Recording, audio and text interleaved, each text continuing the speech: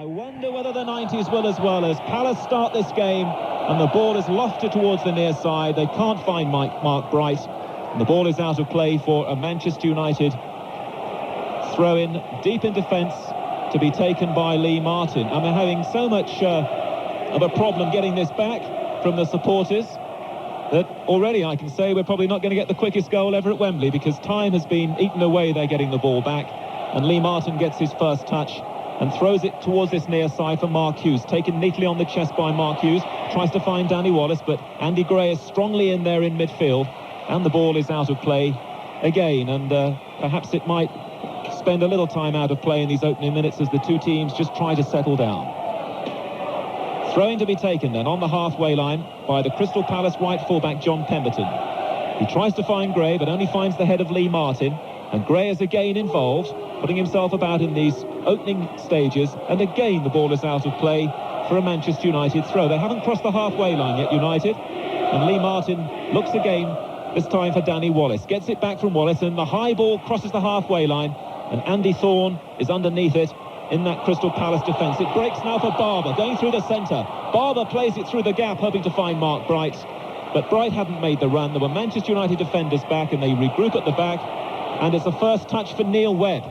The man, of course, who's missed most of this season following his transfer from Nottingham Forest because of that Achilles injury. Brian Robson gets his first touch of the Cup final. It breaks down and now spins back to Manchester United again. A quick ball played by Phelan is cut out by Crystal Palace.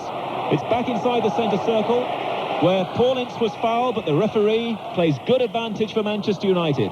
They can't get the final pass right, though, for Brian McClare. And McClare at the moment is playing on this near side, the left-hand side. Danny Wallace has gone across to the right.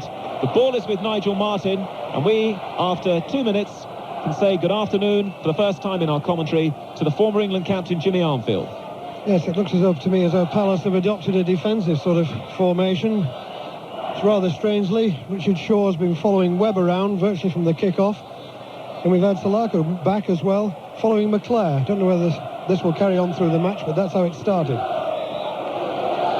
And Crystal Palace have been awarded a free kick just inside the Manchester United half, playing down this near side, the right-hand side, and this is an interesting first moment for Jim Leighton, I think, in that Manchester United penalty area. Crystal Palace were very effective with their free kicks in the semi-final, and Andy Gray played a major part in those free kicks and also throw-ins as well. Gets great distance when he has the ball and has an opportunity to throw it in.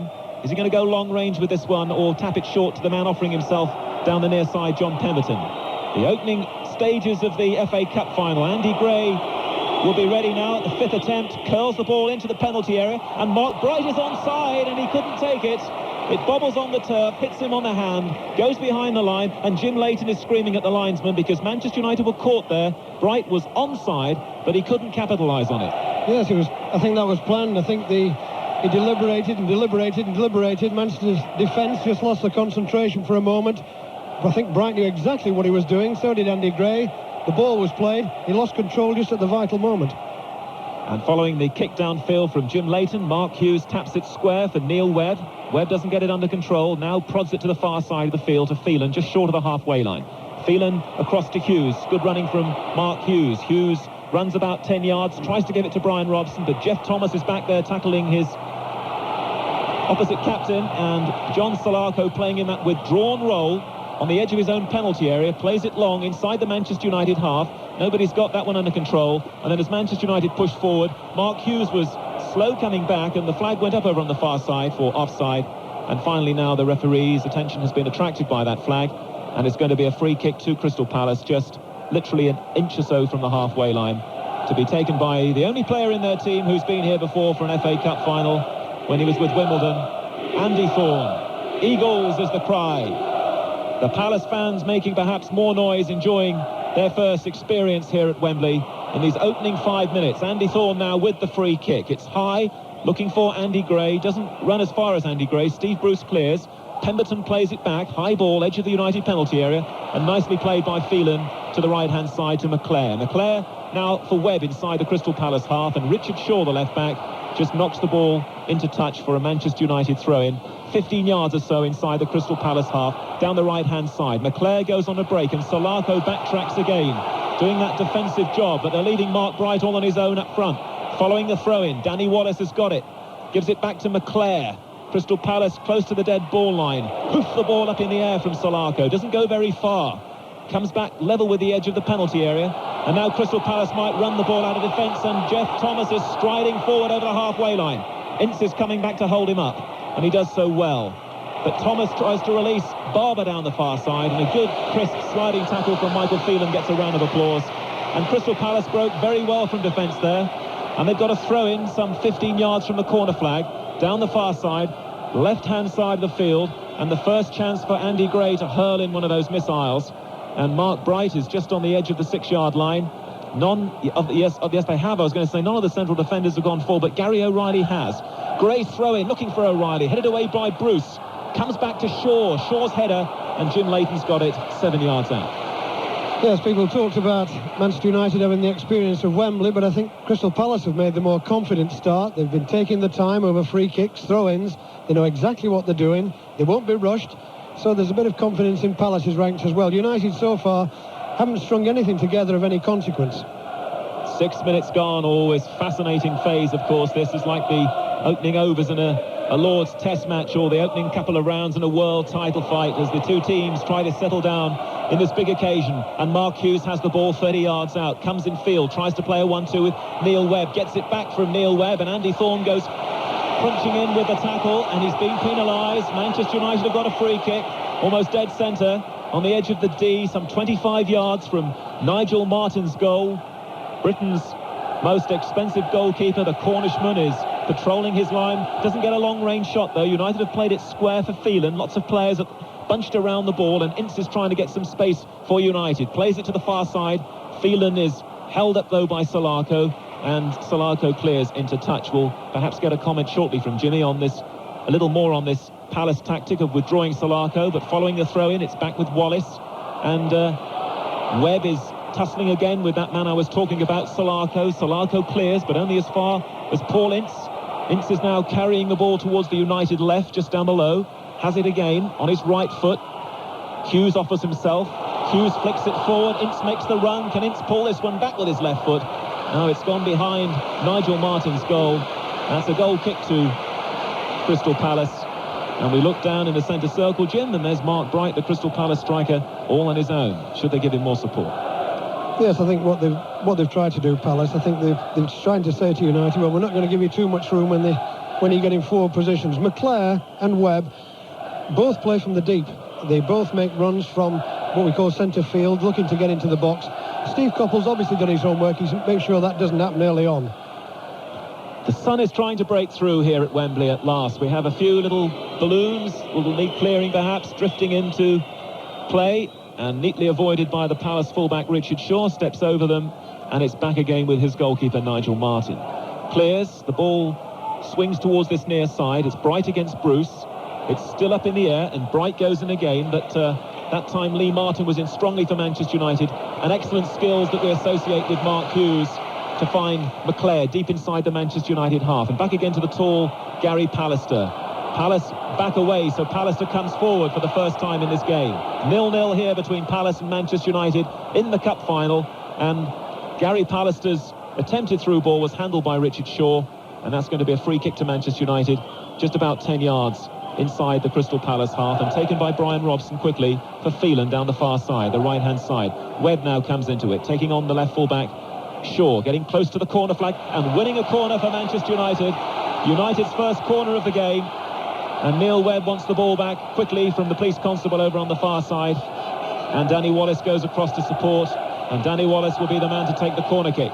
Steve Bruce goes forward, at the moment standing some 15 yards from Nigel Martin's goal. Gary Pallister has surely gone up there too. The free kick is flat, looking for McClare at the near post. Good work though by Barber to take it away, and then to get a long clearance over to the far side, which Andy Gray is not going to keep in. And that'll be a Manchester United throw deep in defence to be taken by Paul Ince. Yes, it was a disappointing corner that, I thought, by Danny Wallace. People have talked about Palace and the threat they would pose at cross balls, but United can cause threats as well, particularly if the ball's lifted to Palace. He's a big chap, usually gets on the forward position of the 6-yard box, looks to flick on, just as they did when they beat Sheffield United in the quarter-final. That's what they should be looking for. Danny Wallace miskicked that. That was what I would call one opening tossed away.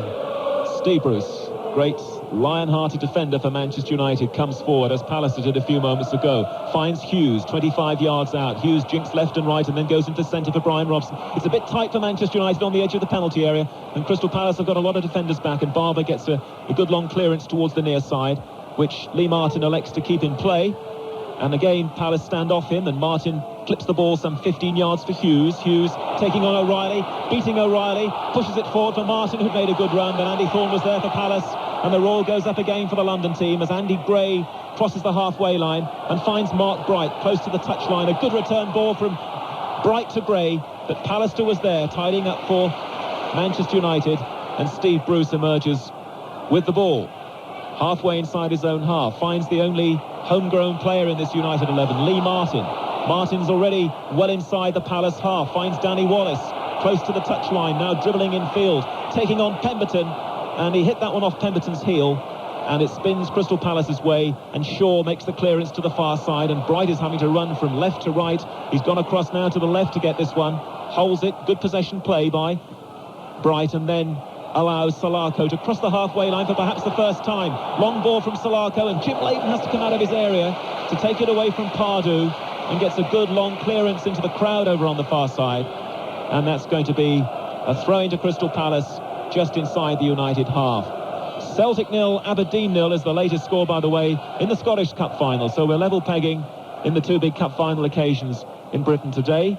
And here at Wembley, throw to Palace, halfway inside United territory, thrown down the line for Barber. Barber can't get his cross in, but he's won a corner kick off Phelan. A corner kick to Crystal Palace, their first of the game. Andy Gray has had a chance to take a free kick and a throw-in. Now let's see what he can do with the corner kick. Remember, it was from a corner kick from Andy Gray that Crystal Palace scored that fourth decisive goal against Liverpool, when it was flicked on at the near post, and Alan Pardew was roughly where he is now, not far from the penalty spot, applying the final touch for Steve Coppell's team. The corner kick is far side of the field. Thorne and O'Reilly are at the near post. The corner comes in. Oh, Pallister was gigantic in the air there for Manchester United, and that was a good clearance. And now the break is on for the Manchester team. McClare plays it towards the near side, doesn't wait the pass right though for Neil Webb, and that's drifting disappointingly out of play. Alec Ferguson a bit disappointed with that, I would think. That was a good opportunity, with Palace having thrown so many defenders forward for the corner to break, but they couldn't find the accuracy, maybe displaying just a little of the Wembley nerve. And it's back again with Palace and that man Andy Thorne. Long ball looking for Bright. Bright jumps early, flicks it back. Martin's there for Manchester United. High clearance. It's not going to run for a colleague, but then a mistake by Thorne, and in steps Mark Hughes for Manchester United. Support down this near side for Danny Wallace. Excellent ball. Wallace has got it in the Wembley sunshine, taking on Pemberton, getting close to the line and winning a corner, and that was a mistake by Andy Thorne, which results in a Manchester United corner kick on this near side. And now Gary Pallister, having done well at the other end from a corner, goes forward to meet this latest one for United, to be taken by little Wallace. Pallister's at the near post, and Steve Bruce is making signs around the centre of the penalty area. Corner kick, right-footed by Wallace, turned away by Pemberton, comes to Ince, and Ince is over the bar from 20 yards. Goal kick to Crystal Palace. Yes, that was a better corner altogether. And there's a bit of apprehension too on the edge of the 6-yard box amongst the Palace players. Steve Coppell's obviously said, you've got to get hold of Pallister. When he gets up there, he had two players back there marking. It was a better corner, swinging in. The flick on came. Bad finish though by Ince. It was a difficult ball for him to hit. And now Nigel Martin getting plenty of feel of that ball in the penalty area, and his green and black jumper and red shorts prepares to launch Crystal Palace from left to right. Tunnel end he's defending, kicks into the United half. Again, Bright is jumping early, trying to put Bruce off.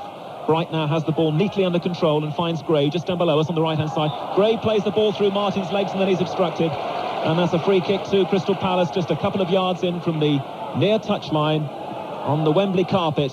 We're looking down at Andy Gray, hands on hips, waiting for his central defenders to move forward. Gray is being supported by Barber down the near side, so it'll either be Gray with the right or Barber with the left foot, and O'Reilly and Bright and Thorne are in position.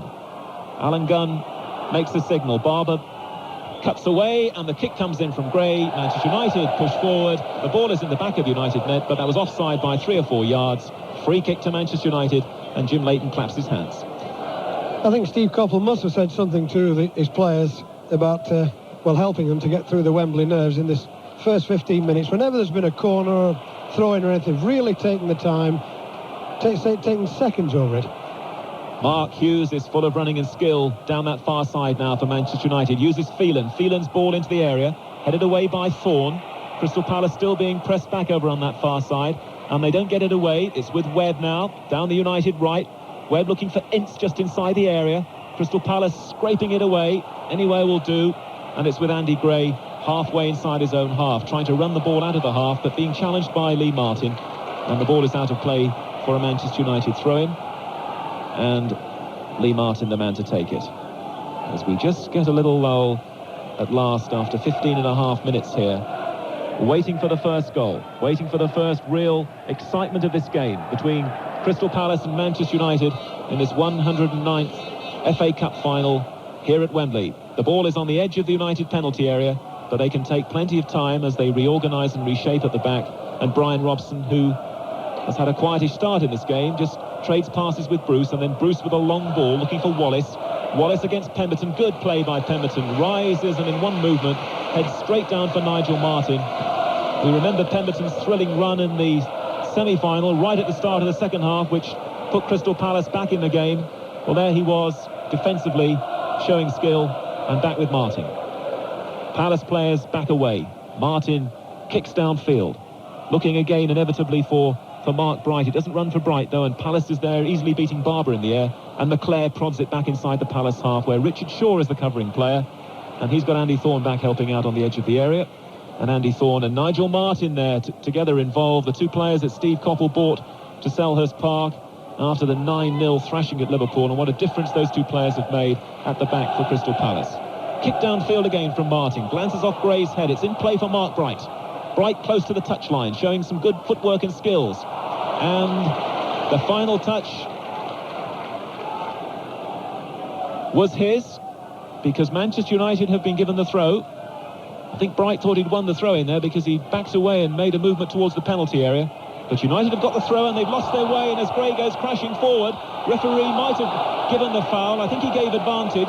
Now he's going to penalise the second foul on the edge of the area, and Andy Gray remains on the turf, but he will have an important part to play surely as soon as he gets to his feet with the free kick, as they just motion towards the bench to see whether the physiotherapist will be needed, and he will. So Andy Gray just to receive a little attention, and then after that a free kick for Manchester United to defend in a position of some danger. I think just while he's getting a bit of treatment here, I think it's worth talking about the first 18 minutes that have gone so far. Nothing of any consequence from midfield from Manchester United so far. You know, so much talent in there, but Robson, Webb, Ince, haven't seen a great deal of them yet so far, stringing passes together.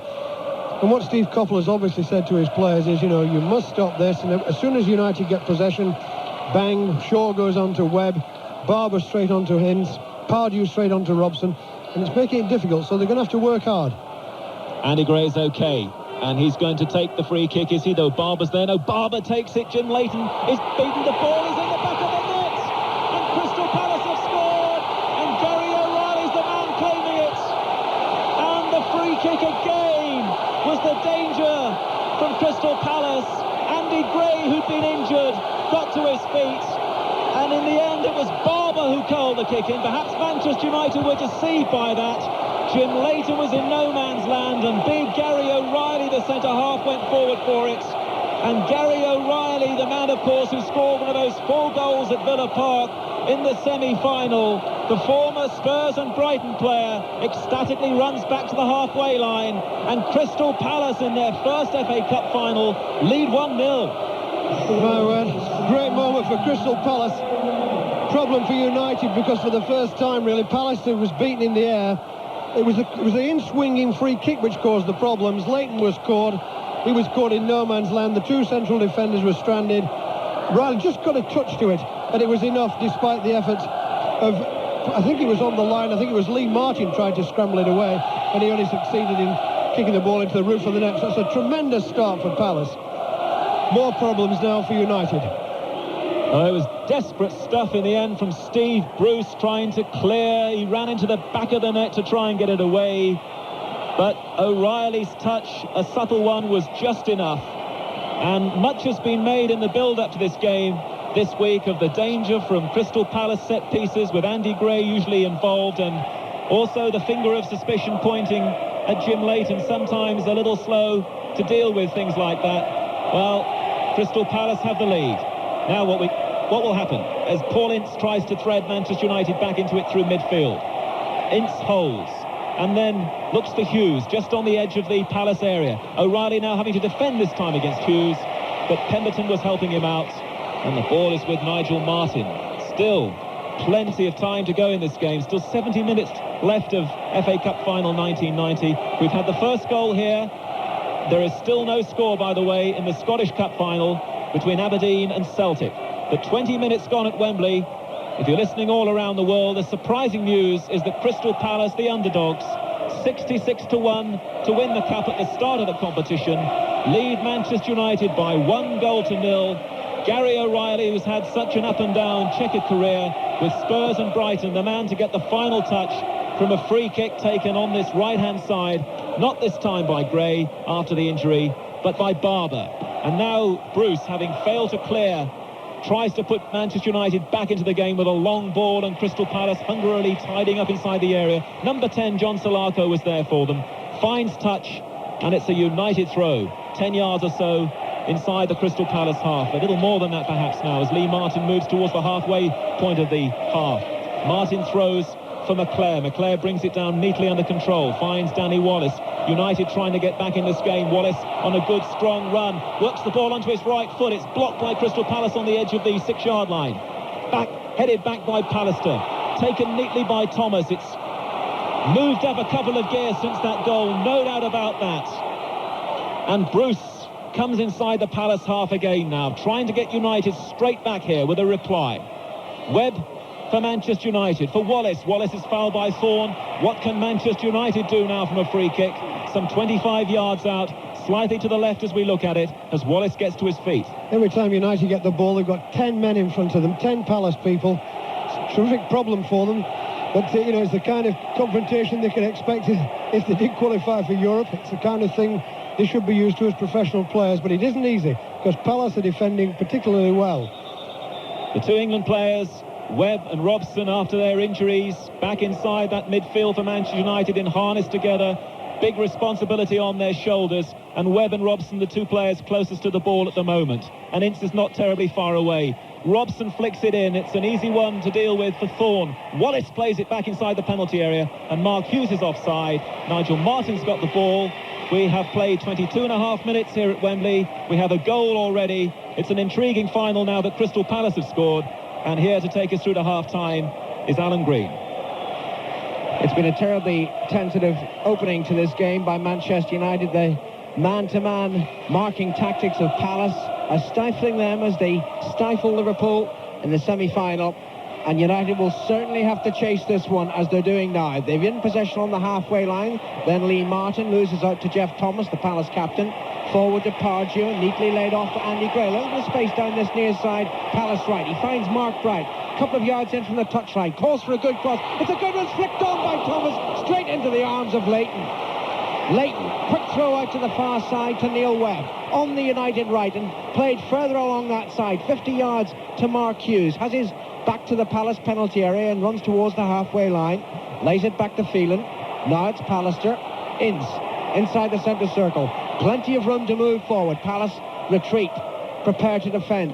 It's with Robson now. Tried to play the 1-2 with Hughes, but the referee spotted an infringement. Didn't see what for, but he certainly awarded a free kick to Manchester United. Now this is about 5 yards from the edge of the D of the Palace penalty area, the centre of that half. And the referee, Alan Gunn, just telling Brian Robson, who waits for the ball to be brought back to his feet, to hold off until the referee is happy with where the Palace wall is. There are 4 men in that wall at the moment. It's an indirect free kick. The signal from the referee. Ince is there, tying up his shoelace at the moment, the shoelace of his left boot. And the referee now standing 10 yards back and says to the Palace wall, that's where you should be. Now he's ready. Robson stands with his back to goal, lays it off to Webb, whose shot is curled over the crossbar and behind for a goal kick. They certainly have been stifled, Jimmy, United. Oh, they have. Could see the intention right away. As soon as they kicked off, as soon as I saw Shaw follow Webb, I started to look round the field, and you could see what Steve Coppell had said to his players. Let's get on top of it right away. Let's not let these experienced players, these experienced internationals, feel comfortable at Wembley. And I think that's been noticeable. So United have now got to do what they did in the semi-final, when they went behind there and came back, and they've got to do it again. They've done it in the semi-final. This is a good question for them now. Can they do it, on the big stage here at Wembley? 25 minutes gone in the 1990 Cup final. Crystal Palace 1, Manchester United 0. Ince sprints forward 40 yards and into the halfway point of the Palace half. Lays the ball off to his left to Wallace. Chip forward to Hughes, edge of the penalty area. Turns, but tries to make room for the shot. Still going forward. Finally, Palace snuff it out as Robson hurls into the penalty area, stretches out his left leg, but can't make contact with the ball. Martin has it in his hands, and Palace evade a moment of danger. Yes, I was just looking at the clock. 25 minutes gone. That's what I would call the first real moment of anxiety for Nigel Martin so far. So I think that will be a bit disconcerting for the Old Trafford supporters. I think they expected, to try and take control of this game early on, and it hasn't worked out. Alex Ferguson was all smiles when he was out on the pitch before the game started, as he led the team out. I can tell you that his face is now wreathed in anguish as he sits on the bench and wonders what his side will do in this game. Behind to the underdogs, Crystal Palace.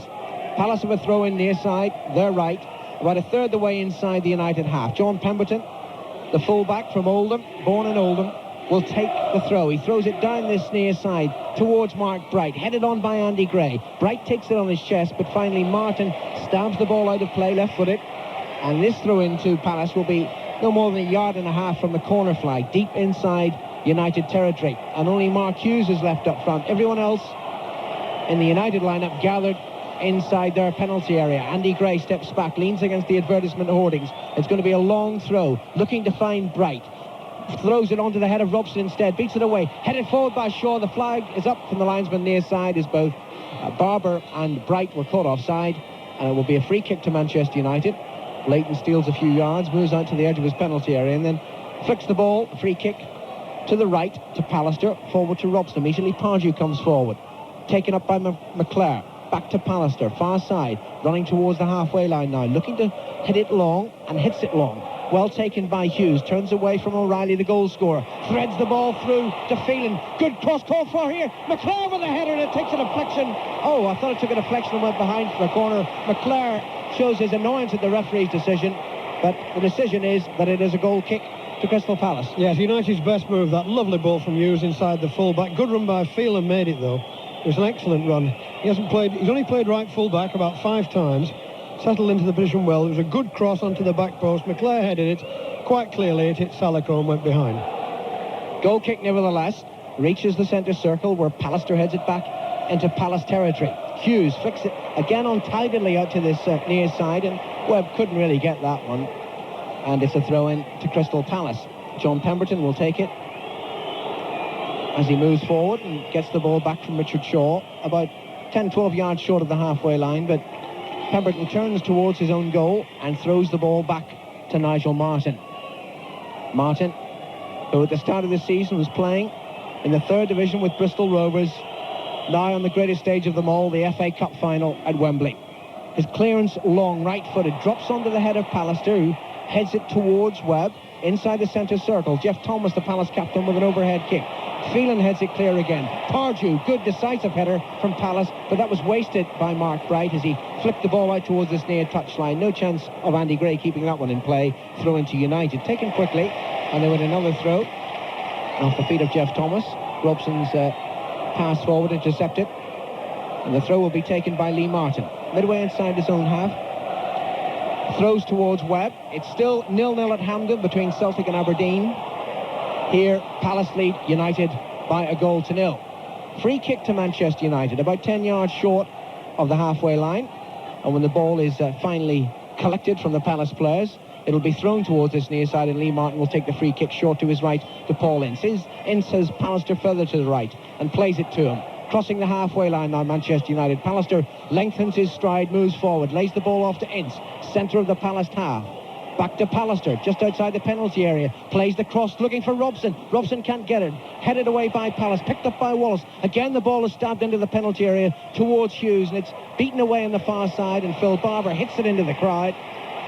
Most of the Manchester United fans diagonally to the left as we look. The ball quickly brought back by them. Phelan takes the throw. Down to McClure, right side of the penalty area, back to goal. McClure tried to bring Pallister into play, but Pallister tripped and forgot about the ball. It ran out of play, and it'll be a throw into Crystal Palace. But there's no real need, Jimmy, for Palace to be too adventurous. They didn't start adventurously, and they're continuing that way. They've got the goal. Yes, I think that things have gone to plan as far as Crystal Palace are concerned. The problem is all with United at the moment. I think they've been frustrated by this man-for-man marking system, particularly in the centre of the field. There's only one way to counteract that, and that is the ball's got to get forward quicker than it is doing. A lot of passes are being put together, which gives Palace time to get back. The other way is to work. It's a fitness thing. You've got to work your way away from the man who's marking you all the time. Well, they haven't really had a serious strike on goal yet. A free kick to Crystal Palace, just outside their own penalty area to the left.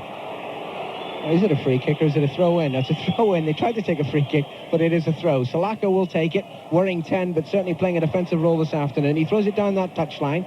Phelan heads it out of play once more, and Salako moves forward. He's gained 30 yards, close to the halfway line now. And again, he throws it down the left touchline for Palace, and again, Phelan heads it out of play.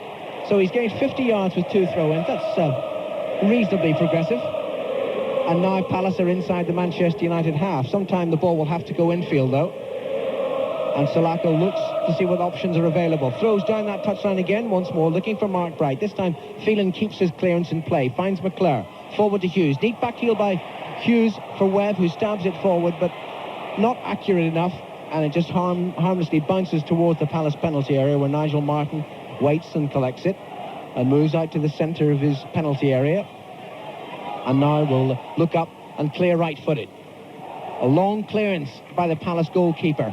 Mark Bright heads it on, but Steve Bruce was waiting for the ball to drop, and Bruce moves forward, 30 yards forward. Now he plays the ball square to his left to Robson. Good run by Lee Martin down the United left. Robson finds him. Martin lays it off to Wallace. Wallace with space, just outside the penalty area. Flicks it in the area. Martin shoots right-footed, but the goalkeeper, well behind it, gathers it safely with both hands. Did well, Martin, there. 2 or 3 good passes together from United. It was a bit fortunate the way it finished up with him, but I thought he did try to chip the ball over the top of Martin. He's a big fella, though. Caught it quite comfortably. I think he's made quite a good start, Martin. This is his first trip here. You know, the local boy amongst a lot of these transferred stars. He's started particularly well. Pardew for Palace, near side, midway inside the United half. Back to Gray, sweeps the ball in. Mark Bright can't reach it. And Phelan is there as the ball drops inside his penalty area, and now outside. And Phelan moves forward away from Barber's challenge, keeps making progress down that far side. Now crossing the halfway line. Great run by Mickey Phelan. And now he's brought down by Phil Barber. And that will be a free kick to Manchester United after Mickey Phelan, this most versatile of players, had gained 50 yards for his club. Free kick to United. Webb's over the ball, and Webb chips it towards Wallace. He takes it on his chest, just to the right of the penalty area. Gets the cross in. Tremendous cross. McClure off his knee and behind. And finally it was Salako who got the touch towards goal. This time the referee spotted it, and it will be a corner kick to Manchester United. That was a great cross, that. It was a good move, that, down the right-hand side. It was a lovely ball in by Wallace. And Salako, it was. He just got his... I thought at first it did his hand. We were quite a distance from it, looking down on it. McClure obviously appealed for something, but I thought that was a real moment of danger. Webb takes the corner right-footed, in-swinging corner, comes off the head of Mark Bright, and it was Nigel Martin just reaching out and diving to his left to gather the ball to save what would have been an anguished own goal by Crystal Palace. Still no score at Hampden. Celtic 0, Aberdeen 0. Palace, the underdogs, lead Manchester United 1-0 here at Wembley. Long clearance by Martin.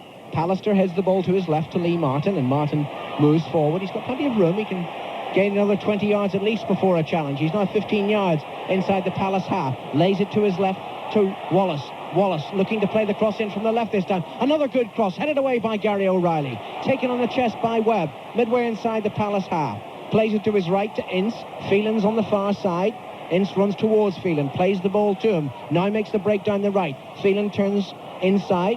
He lays it back to Pallister. Plenty of room here for Pallister to move forward, and time is crossed. drives it low towards the edge of the penalty area. That one easy for Salako to clear, and now Palace will break, but Andy Gray's pass not a good one, and Martin brings it clear for Manchester United. Running infield though into Palace territory, into Palace shirts, but United still have the ball. Forward, lovely laid back by McClare into the penalty area. Wallace out to McClare again. The cross looking for Hughes. Robson with a header, and it's into the net. John Pemberton should have stopped it on the line. He got a touch to it, but only deflected it goalwards. And Captain Marvel with a header brings Manchester United back into this game. It's Crystal Palace 1, Manchester United 1. Robson to score. And I think you should give the marks as well to Wallace for the amount of work he put in on that. And what happened was when the ball was finally looked out to McClare, put onto the back post, Robson headed it down, and it was, I thought Pemberton really should have got it away, but I think he must have skidded off his shin and it finished up in the corner of the goal. My word, Manchester United needed that, and that man Robson's appeared there again. First time he's really got into a forward position. There it is, 1 each. It was Robson who brought them back in the semi-final, the first semi-final game against Oldham Athletic, and he's done it again where it matters at Wembley. I was hearing Bob Wilson say before the start of the game that the one concern about goalkeepers with this surface, this beautiful surface, is that it was slightly skiddy. And that ball certainly skidded off the surface when Robson headed it down. The fullback should have cleared it though. Palace attack United now. Andy Gray inside the penalty area, makes room for the cross, hits it too deep though, and McClare will pick it up on the far side for Manchester United and hit it long out of play on the far side. Throw in to Palace, and all their fans away to our right, who were celebrating tremendously after 18 minutes play when their side took the lead, now rather silent. The celebrations are to our left with the fans from Manchester. Throw in for Palace, far side. Salako takes it, throws looking to find Mark Bright. United intercept and clear to the halfway line. O'Reilly and Hughes tussling for the balls. 6 of one, half a dozen of the other. Who's the free kick being given to? It's been given to Palace. And O'Reilly paying very close attention to Mark Hughes. And he held the Welshman off very well there and wins a free kick for his pains.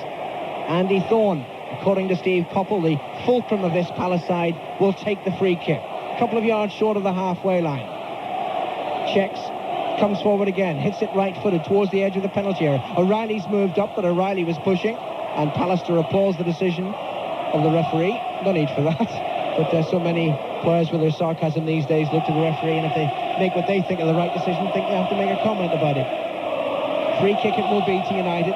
Coppell leans forward on his bench, head in hands, and thinks, well, we're back level. And Ferguson still looks sorry for himself on the bench.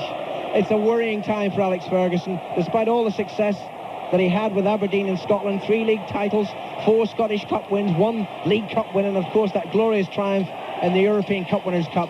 He knows this is the most important club match he's ever been involved in, and he's desperate that his side wins it. They have the ball now. Martin, back to Bruce, just inside the Palace half and moving forward with purpose. Bruce, midway inside the Palace half. Wallace calling for it. Gets it on this near touchline. Good ball forward. Flick, lay off by Webb. Great chance for United as Phelan collects it right side of the penalty. McClare with a header. He hits it wide. Oh dear, what a miss by Brown McClare. 5 yards out, clear header. Should have scored, missed. Great chance. Suddenly there's a spring in United's step. The whole thing's changed. Webb was involved in it. Move was lovely. Came out to the right. The cross was over. McClare no more than 5 yards out. Just inside the near post. The header normally would have buried. Great chance gone. While McClare has been playing in a more withdrawn role for Manchester United for most of the season, really right midfield, and the goals haven't flowed this season as they have done in the previous 2. He's only had 8 against his name this season, and perhaps the sharpness lacking in terms of what he does directly in front of goal. It certainly was lacking there. Bright for Palace, plays it to Pardew. Bright takes the return, lays it off. Not a good layoff though, intercepted by Martin. Martin clears into the Palace half. There's Jeff Thomas, the Palace skipper, back to Andy Thorne. Thorne just waits, there's nobody pressing him for the ball, and now he tees it up and plays it forward, right-footed towards this near side. Palace right, comes off the head of Martin, and infield to Pallister, just outside his own penalty area. Pallister moves forward. A couple of those Palace balloons still along the pitch. Nobody has deigned to stamp on them at the moment. And Palace have possession just inside the United half. Pardew, Bright makes the run. It's laid out to Bright, but Bright straight offside, and it will be a free kick to Manchester United. I think it's noticeable that when Crystal Palace do get possession, of course they haven't got the flair in the centre of the field. Got some very, what I would call, good workers in there, good grafters. No real flair. That was a question there of the deliberating when the ball came. Bright had made his run, it was too late, he was offside. That more talented midfield player would have released that earlier and made Bright make the run. Bruce for United, inside the centre circle, across the halfway line. He's got Ince to his right, and he gives it to the more creative player. Robson short too, but Ince stabs it forward, taken up by McClare. Out to Ince again on the far side, United right. Webb makes the run. Richard Shaw held him off, and Shaw wins out too, plays the ball back to his goalkeeper. His man-to-man marking still being persisted with by Crystal Palace. Martin moves out to the edge of his penalty area and waits while players move forward. Now he clears, right-footed. Long clearance from the keeper. Pallister heads it down for United, but it's picked up by Jeff Thomas, and Thomas sprints forward, left side of the United penalty area. Ince goes with him.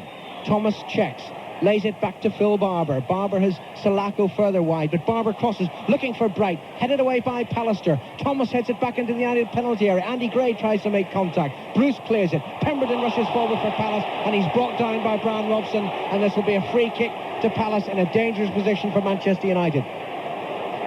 Just 6 yards outside the penalty area, if it is 6 yards, and Leighton will be a little concerned about this one. Standing at his left hand upright, directing the wall, and the ball is still on the touchline on this near side. And finally it's Alan Pardew who spots that they're without the most important instrument in the game, the football. Comes across to get it. Where are the ball boys? Nowhere to be seen. They're watching the game, aren't they? And the ball is given back to Andy Gray, and Gray is ready to strike this free kick. Now it's no more than 6 yards outside the United penalty area, slightly to the right of the D. Gray stands over the ball with Pardew, and Jeff Thomas prepares to make a run. Now it's laid off by Pardew for Thomas, and he hits that one high and behind, and it will be a goal kick to Manchester United. That would have been a good one when Wigan played here a fortnight ago. Not a very good free kick that, not very well struck. I think we're coming towards half-time now. I don't think it'd be a game that the soccer purists will think a lot about. But it is exciting. We've had the incidents, one each. I still feel both teams, not really strung anything together to me to be convincing. It's still wide open, this cup final. We could do with a bit more quality in short. The ball is played forward, and immediately Pemberton fouls Danny Wallace, and it will be a free kick to Manchester United inside the Palace half. Robson, we keep saying he's had a quiet game, but he scored a vital goal. He'll take the free kick, left-footed, high towards Pallister, who had made the run to the edge of the area, headed on towards Webb. Pallister's up there once more, but he lets the ball fall to field instead. Back to Ince. Ince waits and plays it on to his right foot and runs down that far side. Thomas goes with him. Ince is being held back by Thomas. That'll be a free kick. The linesman's flag very quickly up on the far side. The Palace fans didn't seem to appreciate the decision, but I've no doubting the referee's mind. And it's a free kick 5 yards to the right of the penalty area. And Webb is there, and so too is Wallace, and Pallister takes up position with Bruce, edge of the penalty area, waiting to make the run. Where's that man, Robson? He popped up in the last minute for the equaliser. Hughes and Pallister dancing around inside the penalty area. Wallace strikes the free kick right-footed and headed behind by Gary O'Reilly. They took the safe option. Corner to Manchester United. Their fourth of this first half, and just a minute to go to half-time. Webb comes across to this near side to take this corner, right-footed, in-swinging corner. Pallister on the near post, chipped towards Pallister, too high, and comes off Nigel Martin's right hand and behind for another corner. McClare was the man who was causing the trouble for Martin, just standing in front of him, making it awkward, and forced the keeper to concede another corner. Webb takes it again, right-footed, in-swinging again, headed back by Mark Bright into the edge of the penalty area. Thomas tries to clear it, picked up by Ince though. Ince with a little bit of space, Palace defending. Bruce makes the run to the right, it's played to Bruce, tried to cross it, and gets a rebound off his own chest and goes behind for a goal kick to Crystal Palace. Started to take the corners on the left-hand side. Wallace was taking them earlier. Hadn't had much success. Webb came over there. That was a real teaser. the first one there. Martin was fully stretched for it. You really had me worried, Jim. I thought your voice had gone like Blackburn Sheffield United there. No. You've been preparing well for this one, have you? Lots of coffee. You're not missing anything at the moment because there seems to be a slight injury to Steve Bruce just outside the centre circle. I can tell you, Hampden Park, the hat's off the Scot, and play will get underway once more. We're already into time added on by the referee, Alan Gunn. He blows his whistle, and Nigel Martin takes the goal kick and hits it long, and it'll just cross the halfway line. Pallister heads it back for United, but lacked the right direction as far as his side's concerned, and Pemberton sweeps the ball back into his own penalty area, into the arms of Nigel Martin, who clears quickly. A longer clearance this time by Martin. Barber can't make it before Pallister, and the ball falls to McClare. Quickly forward to Webb on the far side, on the United right touchline. McClare's made a great run, but Webb can't find him. It's knocked back to Phelan and swept forward instead to the edge of the penalty area. Hughes goes across there, but he's at least 5 yards behind the play. Martin has possession once more, and he waits. We've already played 2 minutes of added time at the end of this first half, and that, says the referee, is enough. So they're all level here at Wembley after the first half. O'Reilly putting Palace in front after 18 minutes, but the equaliser from who else? Brian Robson, with 10 minutes to go to half-time. Crystal Palace 1, Manchester United 1. And so the players leave the pitch away to the tunnel to be replaced by the bands of the Coldstream Irish and Scots Guards for our half-time musical interlude. And whilst the real facts that matter are the 2 goals, Brian Brutler has many others for us. Well, it hasn't been a first half sensationally overburdened by significant happenings. The most significant touches, of course, by Gary O'Reilly and Brian Robson, the 2 goal scorers, though there might just be a few pedants who insist that United's equaliser was an own goal by John Pemberton. We won't have that, will we? O'Reilly's goal came from the very first chance of the game. That was after 18 minutes. And Robson's equaliser came from United's 4th chance. The facts and figures from Audie Adams show that altogether there were only 7 authentic chances in the first half, of which 5 fell to Manchester United and 2 to Palace. United's 5, the last 5 of the half, though, which stresses the grip which at that point United had taken on the game. Otherwise, the statistics reveal Manchester United all in white, playing from left to right in the second half and giving the ball to Danny Wallace, the danger man, over on the far side, as one of the bandsmen falls over, I think, carrying the drum down. Their almighty drum beat. But we continue. We watch Crystal Palace coming over the halfway line for the first time, immediately swamped in midfield, but it breaks Andy Gray's way again. Good tackle by Paul Ince, though. Still Crystal Palace pile forward, and it's that man Pemberton racing into the penalty area right at the start of the second half.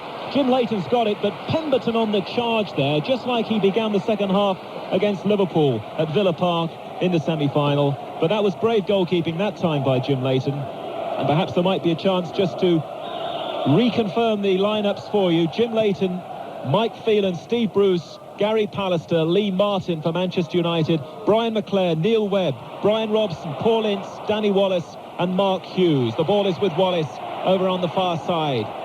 Trying to go round Gray, and Wallace goes down, looks immediately at Alan Gunn, expects the free kick. Manchester United central defenders move forward in anticipation of something, either a throw or a free kick. The roar goes up as they get the ball back from the touchline over on the far side. It's a free kick. Lee Martin, 20 yards out, a couple of yards in from the far touchline.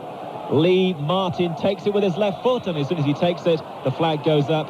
And although Neil Webb steals forward, he's yards offside, and it's a free kick to Nigel Martin. Now, this is Nigel Martin's team around him.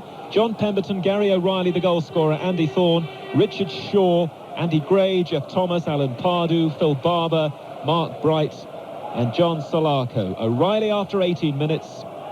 And then Robson after 35. An exciting first half, if not great quality. And the ball is with Martin, and he clears into the Manchester United half, to the far side of the field. Flicked on, it's for Bright on the floor. Bright through for Pemberton. Pemberton's on the charge again, and he's immediately clattered by Steve Bruce, who holds his hands up in apology. But Alan Gunn will want to speak to Bruce. The professional foul on Pemberton. But what it's done is concede a free kick, and Crystal Palace, as we've been saying, are pretty lethal with these free kicks. So more testing moments for Jim Leighton, perhaps, as the referee has a good, long, stern word with Steve Bruce and just warns him, I think, that next time perhaps he'll have to be cautioned. Pemberton has to receive attention, and the free kick, inevitably, again, is with that dynamic duo over on the far side of Barber and Gray. Gray stepped away and allowed Barber to plant the free kick after 18 minutes. And O'Reilly just got that vital touch as Leighton was caught in no man's land.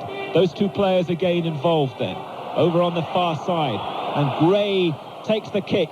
Looks for Bright. Pallister's there. McClare over his shoulder with a lovely subtle clearance for Webb to chase down this near side. And Richard Shaw comes across to take it away from Webb. And a quickly taken throw for Manchester United. Hughes can't gather it on the halfway line.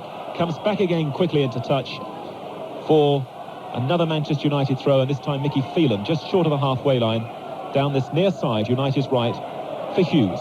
Hughes trying to get the ball under control. Plays it back. Webb lays it forward, and Manchester United are caught offside. This time it was Danny Wallace, and here, first time in the second half, is Jimmy Armfield. Well, Palace have made a positive start. John Pemberton twice has been on forward runs. The last time, I thought Steve Bruce was a bit fortunate he didn't get a yellow card there.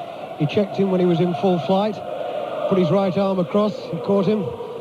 And I think, he's a bit fortunate. So, Palace still going for it. And Mark Bright, the man to chase it, glances it on, hopes that Barber's there. Bruce was there, and Bruce tidies up, gives it back to Jim Leighton. The Crystal Palace song, of course, for Wembley 1990, the old Dave Clark 5 hit, Glad All Over, and they were certainly that after 18 minutes when Gary O'Reilly put them in front. And interesting that we should talk to Jeff Hopkins at half-time, the Welsh international, because he's unfit. Had he been fit, O'Reilly might well not be playing in this game. And now as the action moves inside the Palace half, Brian Robson's been brought to the ground by Richard Shaw, and that's a free kick to Manchester United on the edge of the centre circle inside the Crystal Palace half. Centre field, Paul Ince, one of the two players most effective in the first half, according to Malcolm Allison, with Danny Wallace for Manchester United. And Ince is there and lays the ball left to Steve Bruce. Bruce has got Wallace hugging the touchline over on the far side, and via Webb it eventually arrives at Wallace's feet. Wallace trying to take on Pemberton, and covering Pemberton was Pardue, and the ball is out of play over on the far side, some 8 or 9 yards from the corner flag.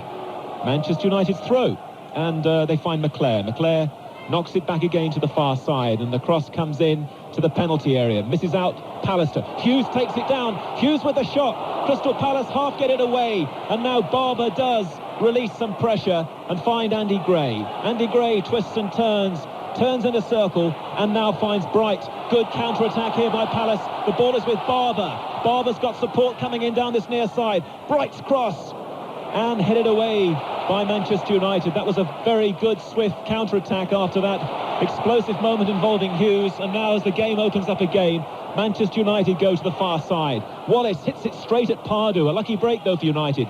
Comes back to Martin. The tackles go flying in over on the far side, and it all ends up with Crystal Palace being penalised, and Jim McGregor, the Manchester United physiotherapist, looking to try and come on. It will be a Manchester United free kick. 6 minutes gone in the second half. Danny Wallace gets up, he's okay. 1-1 in this FA Cup final of 1990 between Crystal Palace and Manchester United.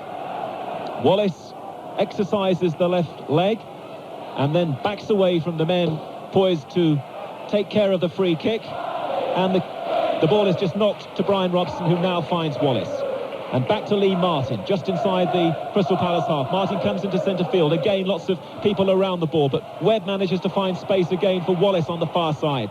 Wallace's right-footed cross. Pallister trying to get in there, but Bright is blocking his way, and Barber tidies up neatly for Crystal Palace. Back to Martin. Yes, but I thought about a minute ago, I thought United had created a great chance on this right-hand side here when Hughes drove the ball across the box. Straight here to Palace defender, really. If he could have just taken his time there. There was two players, one on the back post, one withdrawn, and he just drove it into the pack. Bit untidy, that, from an international player. Martin's clearance is headed on by Andy Gray. It's still in play over on the far side. Steve Bruce, though, eventually allows it to go out for a goal kick. Malcolm Allison continues to work overtime, scribbling the notes, Jim away to our left, and he points out that Crystal Palace he feels deliberately pretending to at free kicks that they don't know what's happening. It's all designed to confuse.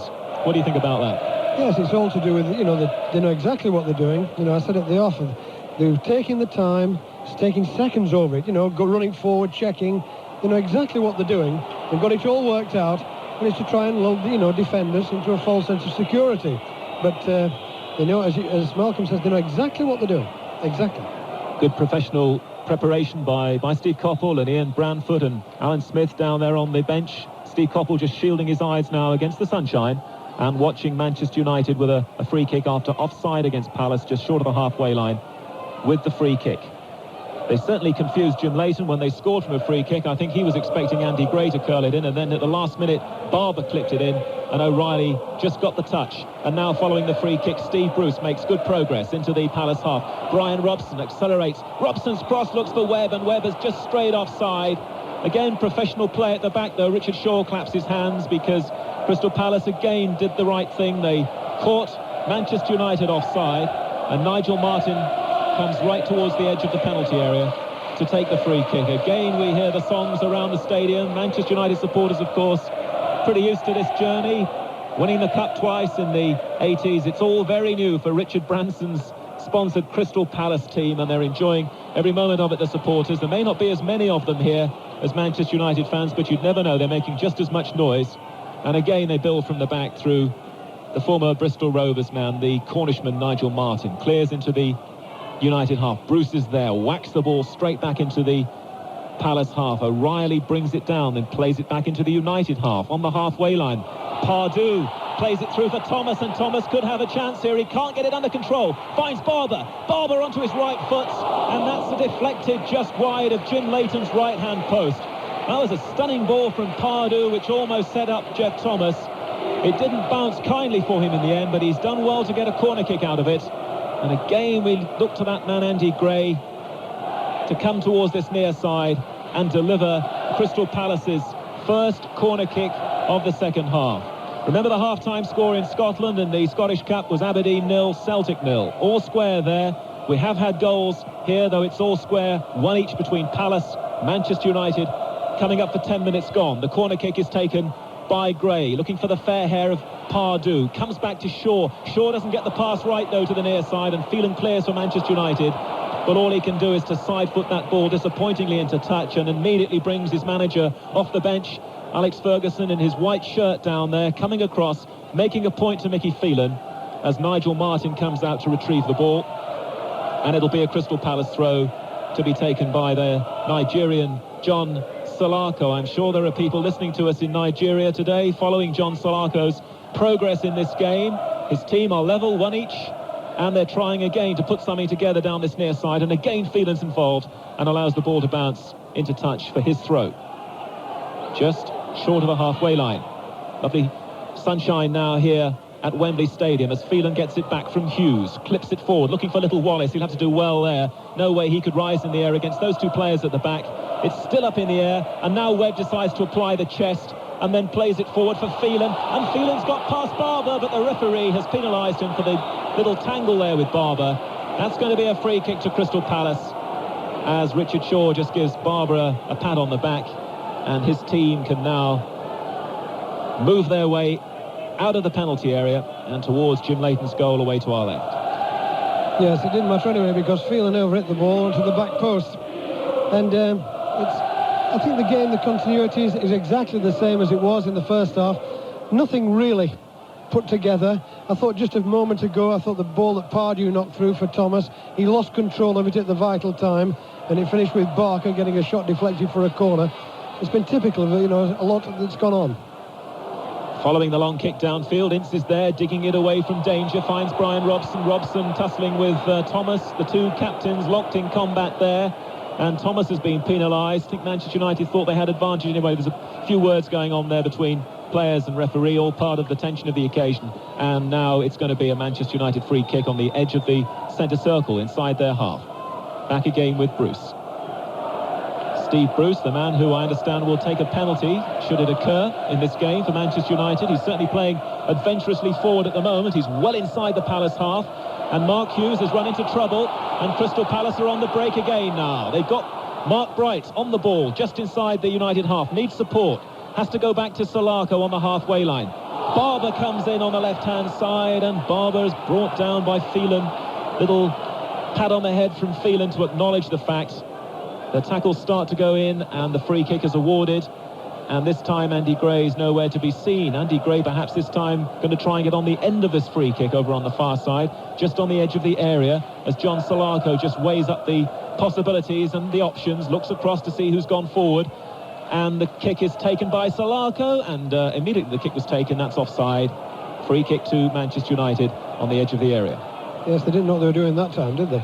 You know, we've made comments about they knew exactly what they were doing. Didn't know that time. United moved forward and they got stranded. United bringing the ball out of defence, and again Steve Bruce is very happy to run with the ball, and then checks.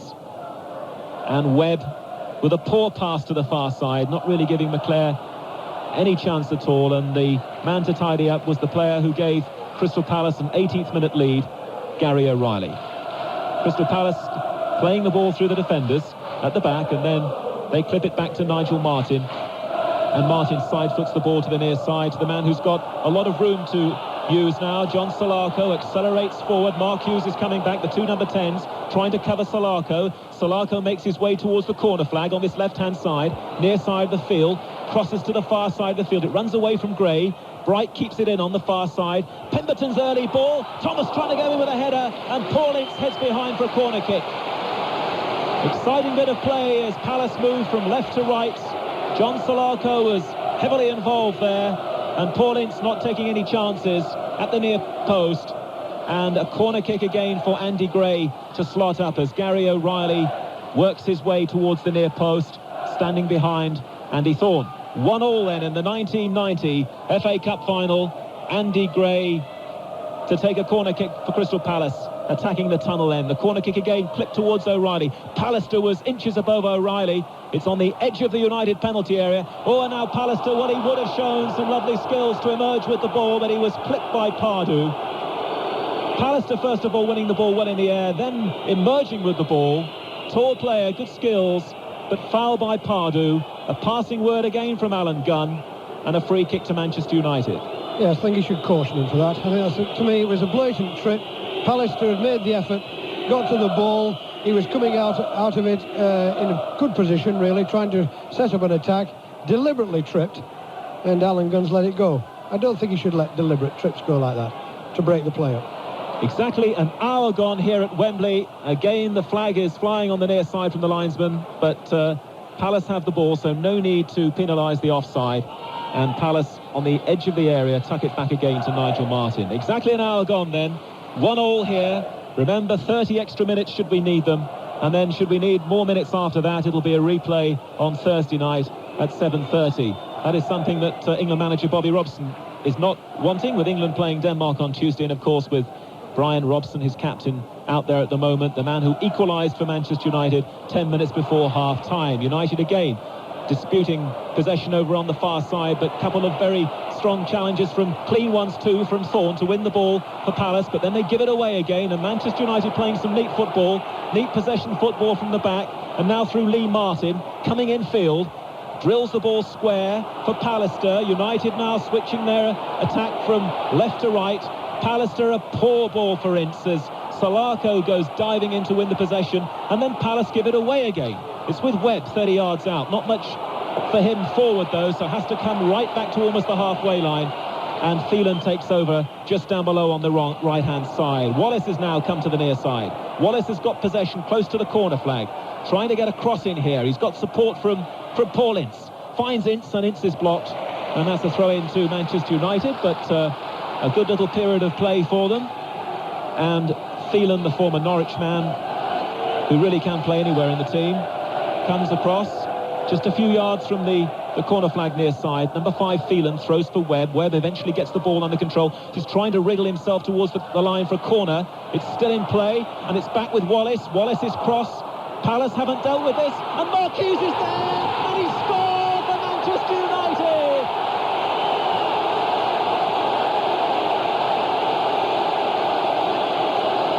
And that really was a catalogue of errors by Crystal Palace inside their penalty area. They had chances to get it away, they didn't. Eventually it spun a little fortuitously over on the far side to Mark Hughes about 10 yards out. and Mark Hughes didn't waste any time. He buries the ball in the back of Nigel Martin's net, and Manchester United have come from behind here. Alex Ferguson's team now lead Crystal Palace with nearly 18 minutes gone in the second half. Manchester United 2, Crystal Palace 1. The Welshman Mark Hughes has scored. And I think this is the first cup goal of the season. And remarkably, it came off a Crystal Palace clearance, which hit Webb and then came right across the back of the Crystal Palace players. And there was Hughes all on his own, and he struck it into the back of the net. Bit of good fortune with it, but it was well finished. And United coming forward again. Ince this time can't find McClare. Barber is there. One of the game's keenest competitors, Mark Hughes, has scored for Manchester United, wearing the number 10 jersey for them in this final. An inch or two away from me is another man who wore a number 10 shirt for Manchester United, Dennis Law, in an FA Cup final, and of course scored. And I'm sure we're not giving away too many secrets when we tell you that Dennis is rooting for Manchester United here. They have come from behind, they lead 2-1, and now we look to Crystal Palace, and what can they summon up? Can they rediscover the character they showed in that semi-final victory, that topsy-turvy win against Liverpool? It's 2-1 to United, a free kick for Crystal Palace on the edge of the United penalty area and cleared by Neil Webb to the halfway line, where Hughes goes in with Gary O'Reilly, and it's going United's way. They've got to throw it 3 or 4 yards inside the Palace half, and Alex Ferguson, I'm sure, will just tell them now to take a little time and just calls it. Yes, they're doing that. The palm of the hand goes up from Mickey Phelan, and the onus now is on Crystal Palace, because Manchester United lead by 2-1, and Phelan's on the run on this near side, close to the corner flag. Phelan, number 5, taking on Solarco. It's still Phelan. He's got Webb in support if he needs him. Picks out Danny Wallace on the edge of the area, and now with Neil Webb. Neil Webb's cross, it's a good one, and in goes Hughes, and McClare was almost there, and Thorne was the clearing player for Crystal Palace. That was a great cross by Neil Webb. He might have been short of it in the first half, but that really was a terrific cross there from the England player, and the ball is out of play for a Palace throw over on the far side. Certainly was. First real significant contribution from Webb there. Lovely cross right in the back post, caught Palace. The header was in by Hughes. Thorne cleared it off the line. I thought McClare was going to finish it off, and if that had got in, I think Palace would have been finished off. The problem now is all with Steve Copeland. He must be wondering to himself now, when do I put Ian Wright into the action? Well, he's got Ian Wright warming up, and Ian Wright is going to come on, I think. The tracksuit top will come off shortly. We understand that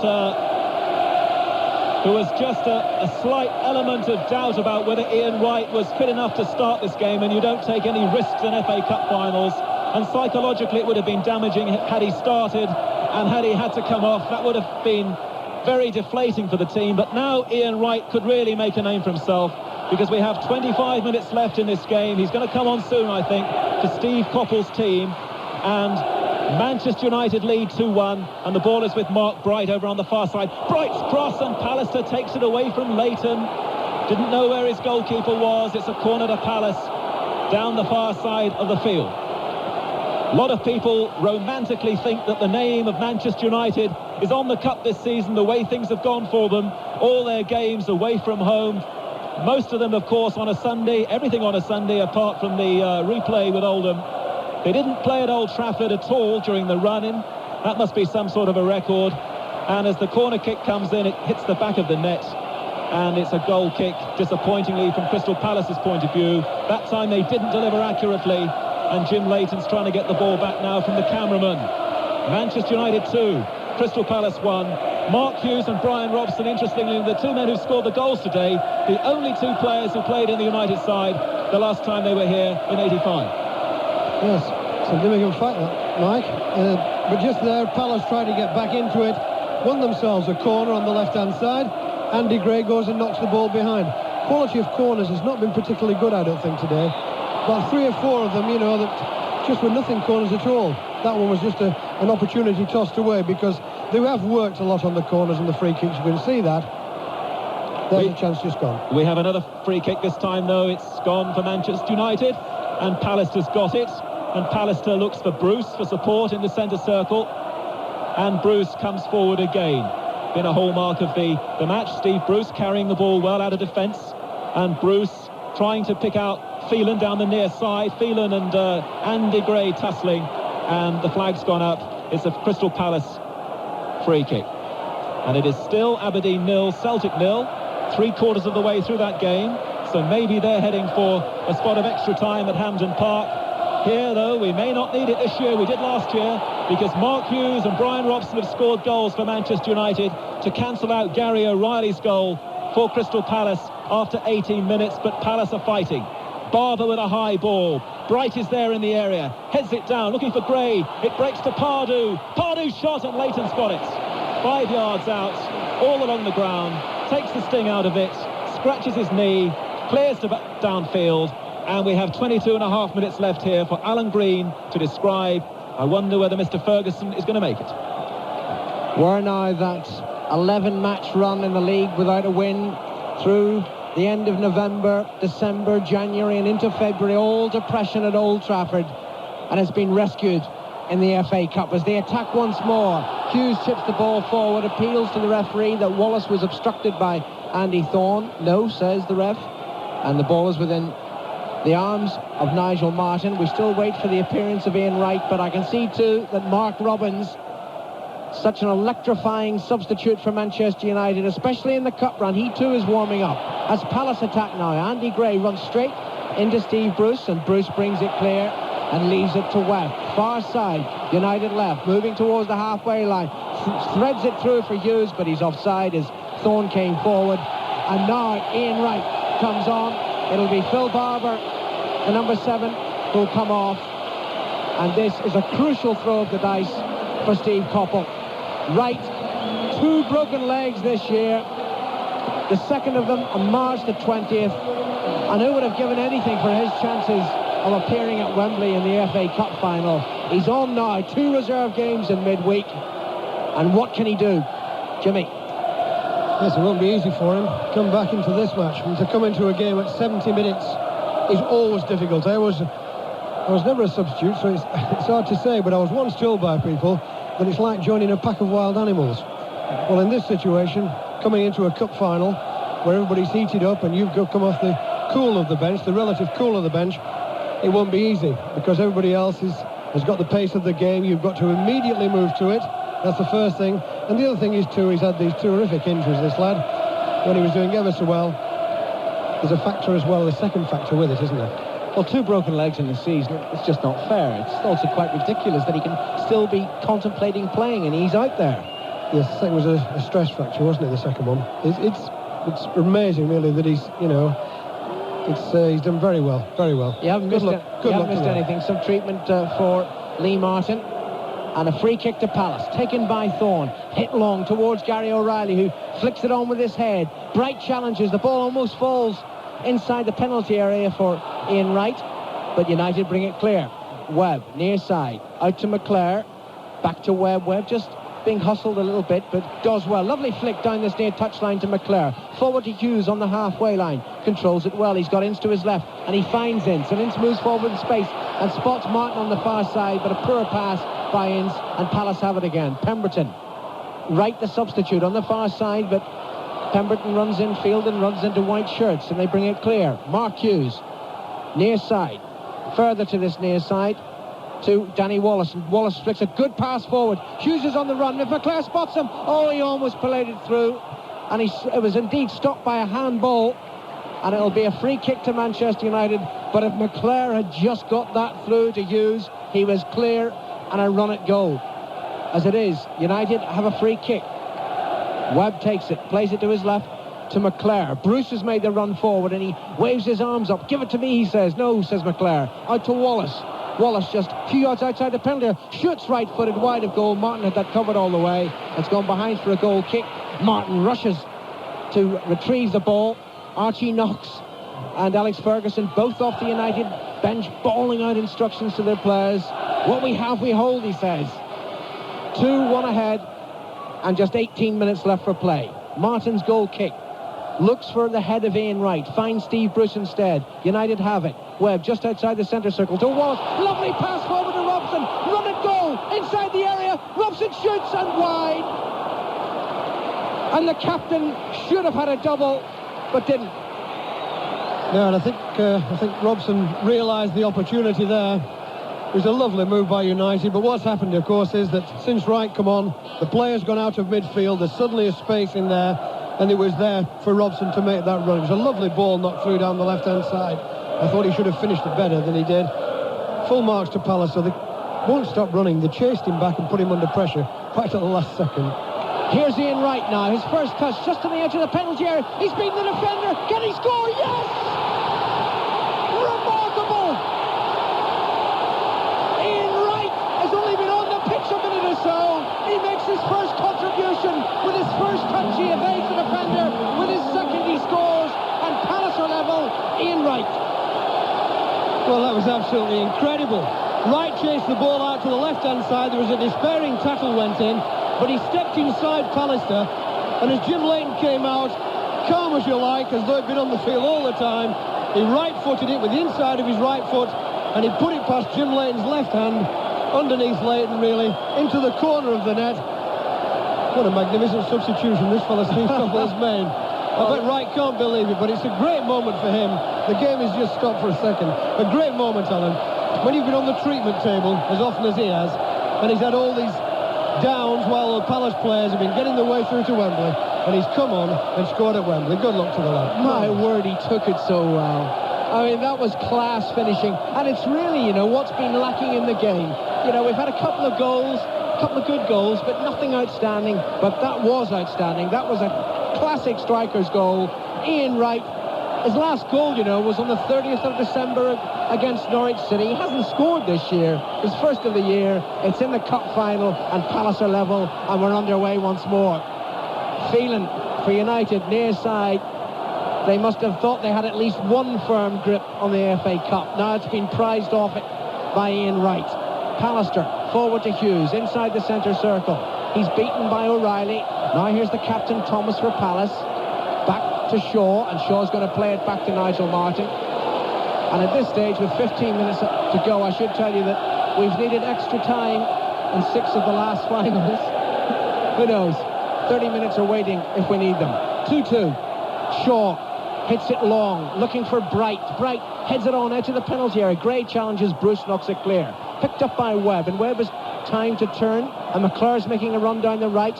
Webb hits it the other way towards Wallace. Wallace controls it, and then quickly into the challenge on Pemberton, and Pemberton knocks it back to Nigel Martin. Aberdeen 0, Celtic 0. Still the score at Hampden Park. Well, here we've had 4 goals, 2 aside.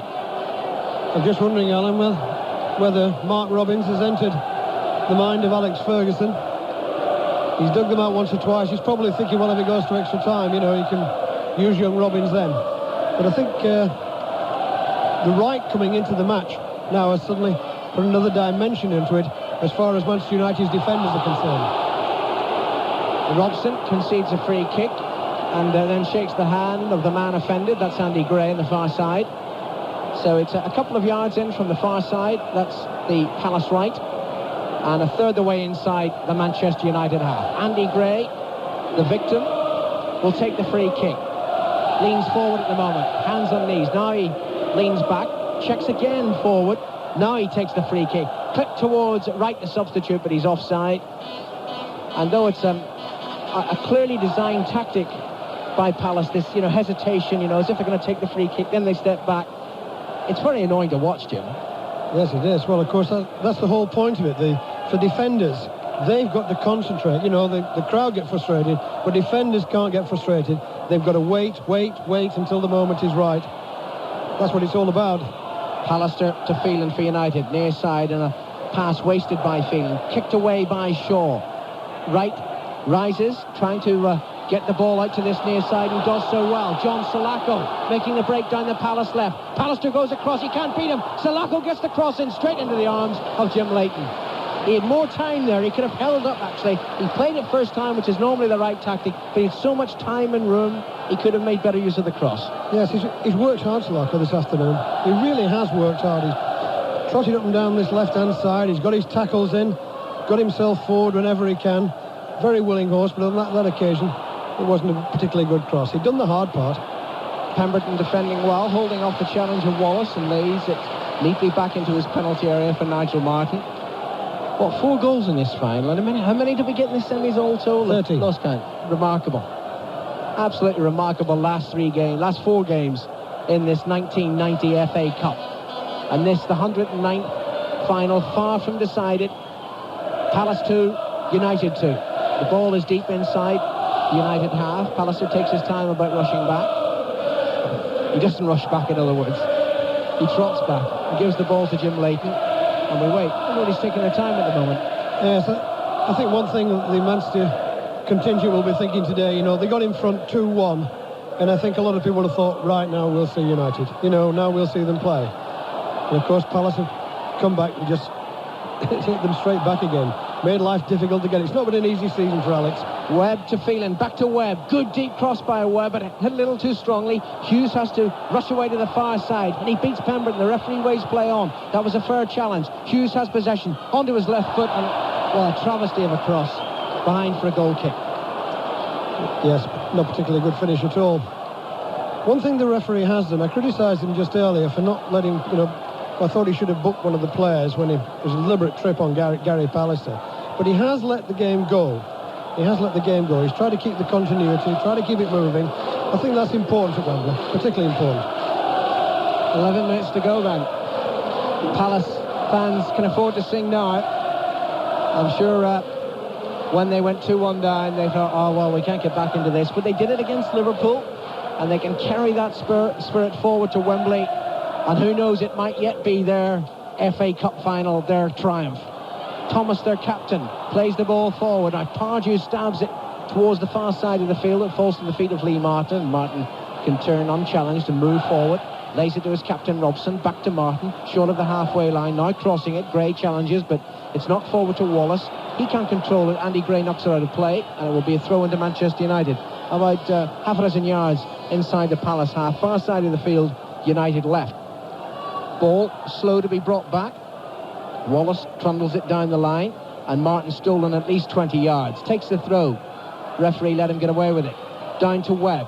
Webb running with his back to the goal, and now he can turn and looks for support and finds it in the near side. United right with Phelan. McClare makes the run. Phelan has the ball. Chipped instead towards Ince, inside the penalty area. Ince turns onto his left foot. Phelan's there if he wants him. Play to Phelan. The cross, just beyond Hughes. In fact, it hasn't gone out of play. Martin's chasing out of his penalty area onto the far side to make sure that it goes out of play. And it finally goes for a throw-in, and it will be to Crystal Palace. And why did the two United strikers hesitate? I think they were anticipating Phelan pulling the ball back a little bit, and he knocked it over onto the back post. That's one thing about Phelan. As I say, he's only played half a dozen games at right full back, and when you get in the forward positions, it is slightly different than coming from the centre field. Getting the trajectory right, picking players out from that angle. Koppel gets off his bench and points forward for Palace. Come on, another goal, he says. Wright, the man who got the equaliser, wins a throw-in on the far side off Bruce. Andy Gray will take it.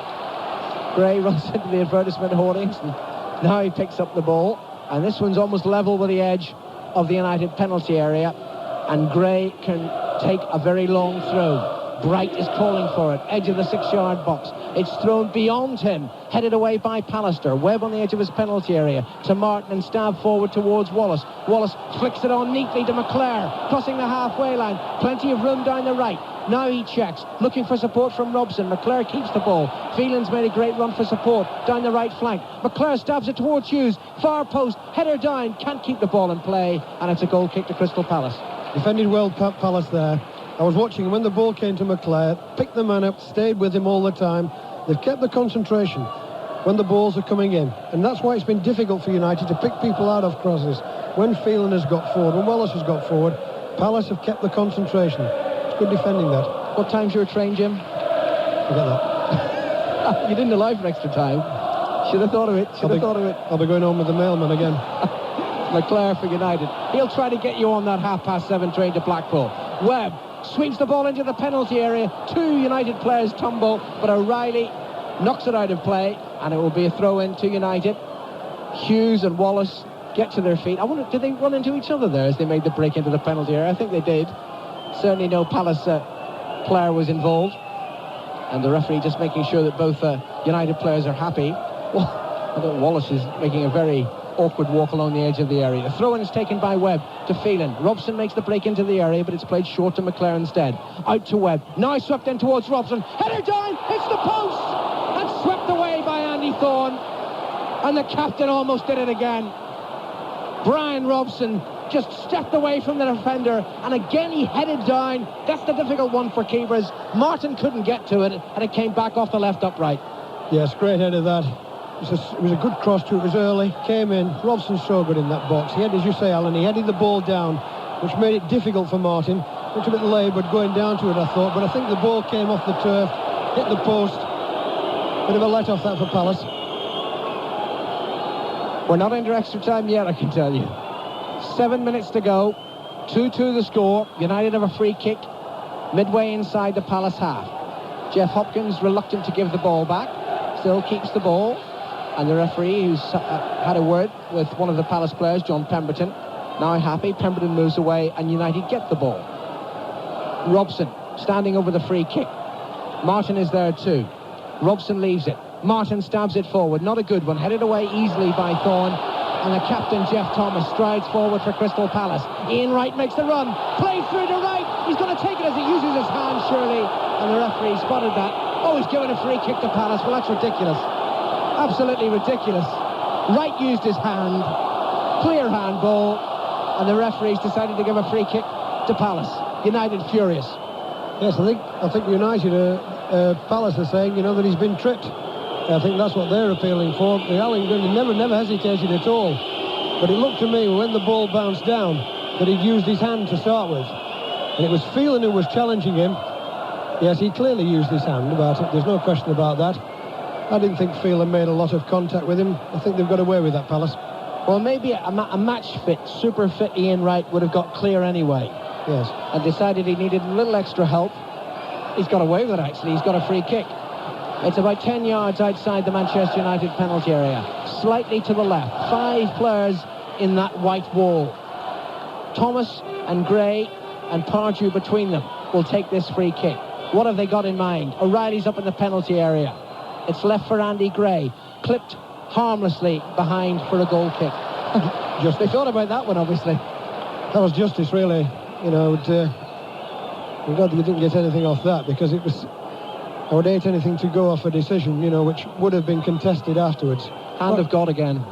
That's right, yes. Dennis Law smirks at the back. Goal kick to United. Leighton takes it. Short to the left side of his penalty area to Martin, and it's back to Leighton. And Leighton now will clear. 4 minutes to go in the 1990 Cup final, and unless one of these two scores, we'll have extra time. It's made its way right through, has the ball to the other penalty area. And now it's cleared by Martin. Long clearance. Bright jumps. Pushes Pallister in the face at the same time, and the referee spots that use of the hand. And it will be a free kick to United. Pallister takes it. Robbins has been warming up for a considerable time near the United bench. He's still not coming on. Ian Wright, the Palace substitute, challenges and does well to win the ball on the halfway line. Plays it to Andy Gray. Stab forward. Leighton comes out of his goal and whacks it out of play on the far side of the field for a throw-in to Crystal Palace. This is the time that you don't want to make a mistake. He didn't take a risk there, Alan, did he? There was no doubt in Jim Lane's mind that was going into the crowd. Nobody wants to concede a goal now. They'd rather have extra time. Gray takes the throw. Long, headed down by Robson. Challenged by Pardew, but it's Steve Bruce who brings it clear. And Bruce finds McClare. McClare's acres of space inside the centre circle. Phelan's making the run on the right. McClare still holds up the ball. Now he plays it to Phelan. It was a poor pass. Phelan had to turn away to collect it. Plays it back to McClare, right side of the area. Forward to Ince, inside the area. Ince crosses low, headed away by Shaw. Phelan picks it up, knocks it back to McClare. The pressure on Palace. Right side of the penalty area, Brian McClare. Runs into Sulako's challenge, and then a weak cross straight into the arms of Nigel Martin. And really, United had time, plenty of time there to build something effective, and in the end they wasted it. Yes, they did. It was McClare's first pass, as you said, Alan. Should have found Phelan. Went straight, it should have gone straight into his path. Phelan had to check out of it again. It allowed Palace time to regroup. Full marks again. They got back, defended well. They've done the job well. Shaw and and Salako down this left-hand side have really worked overtime. They've made it very difficult for McClare to make any real progress. Now, Lee Martin, who did receive treatment earlier, is now down. He looks to have severe cramp on the far side of the field, and this might be the moment that United make their substitution. Martin receiving treatment, and Clayton Blackmore it will be who will come on. It's 2 minutes to go here at Wembley. Extra time, I can tell you, is now in effect at Hampden Park. No score between Celtic and Aberdeen after 90 minutes. We've got at least 2 minutes to go here to see if we can finish it in normal time. Clayton Blackmore waits to come on. Blackmore is on his feet, but Jimmy McGregor rushes. Celtic and Aberdeen are not prized apart by a goal at the end of extra time. Play is underway once more, momentarily at least, in the final here at Wembley. It's a free kick to Manchester United, taken quickly by Bruce to Ince. We're into the final minute of normal time. Ince has made 40 yards, a 50-yard run. He still moves forward, tries to play it to Robson, but it's stabbed clear by Palace. Picked up by Webb. Great pass to the far side to Wallace, left edge of the penalty area. Faced by Pemberton, he plays the cross in low. Thomas heads back even towards his own goal, and now gets a second chance to clear it. Andy Gray will hit this one high and long, looking for relief for Palace. Finds the head of Bright, but it drops to Pallister. Lovely pass forward by Pallister to Webb. That was a great ball. Threaded through, hoping Hughes is on the end of it, but Pemberton's there first and knocks it back to Nigel Martin. Martin out to the edge of his area, waves his players forward, and as they move forward, he clears right-footed, and it's trapped first attempt by Ian Wright, and he turns then into Paul Ince, who skips between two Palace players. Ince lays it to his left, to Wallace, back to Robson inside the centre circle. Wright must have been injured in that challenge by Ince, but he's onto his feet now, thank goodness. Phelan for United, forward to McClare. Normal time is up. McClare stabs the ball towards the penalty area, headed away by Pemberton. Now it's taken up by Thomas, the captain for Palace, and he clears with a little difficulty and finally just makes the touchline, knocks us off the bench. The United assistant manager, he couldn't gather the ball. Ferguson did. He throws it back to Phelan, and the throw-in is taken quickly. Phelan has it back from Webb, plays it forward to McClare, right side of the area. McClare tries to turn, and he's won a corner. Oh, these are nervous moments. Into added time, and Manchester United have a corner conceded by Andy Thorne. Neil Webb will strike it from this near side, United right. Pallister goes up. It's hit long to the edge of the penalty area and hit badly, and it can be cleared easily by Thomas to Ian Wright. Short of the halfway line. Have Palace got something left in normal time? Bright makes the break to the right, Andy Gray to the left. Ian Wright still has possession, looking for support. Now he finds it. Mark Bright just moving in towards the United penalty area, onto his left foot and still running across the edge of the area. Later to his left for Thomas, the captain. Midway inside the United half, forward into the penalty area to Andy Gray. He shoots right-footed, wide of goal, and it's a goal kick to United. Bit of fatigue creeping in there, Alan, I noticed. In the first case, Mark Bright lost the ball on the right-hand side. That was fatigue more than anything else. Finished up having to run across the penalty area to steer it out to this side. Phelan for Manchester United. We've already played a minute and a half of added time. The sun's gone in once more. Phelan lays the ball to his left to Ince, forward to McClare. McClare turns, now rushes forward.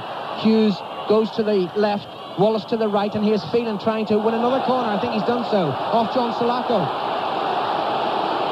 Well, United are having their chances in these last seconds of normal time.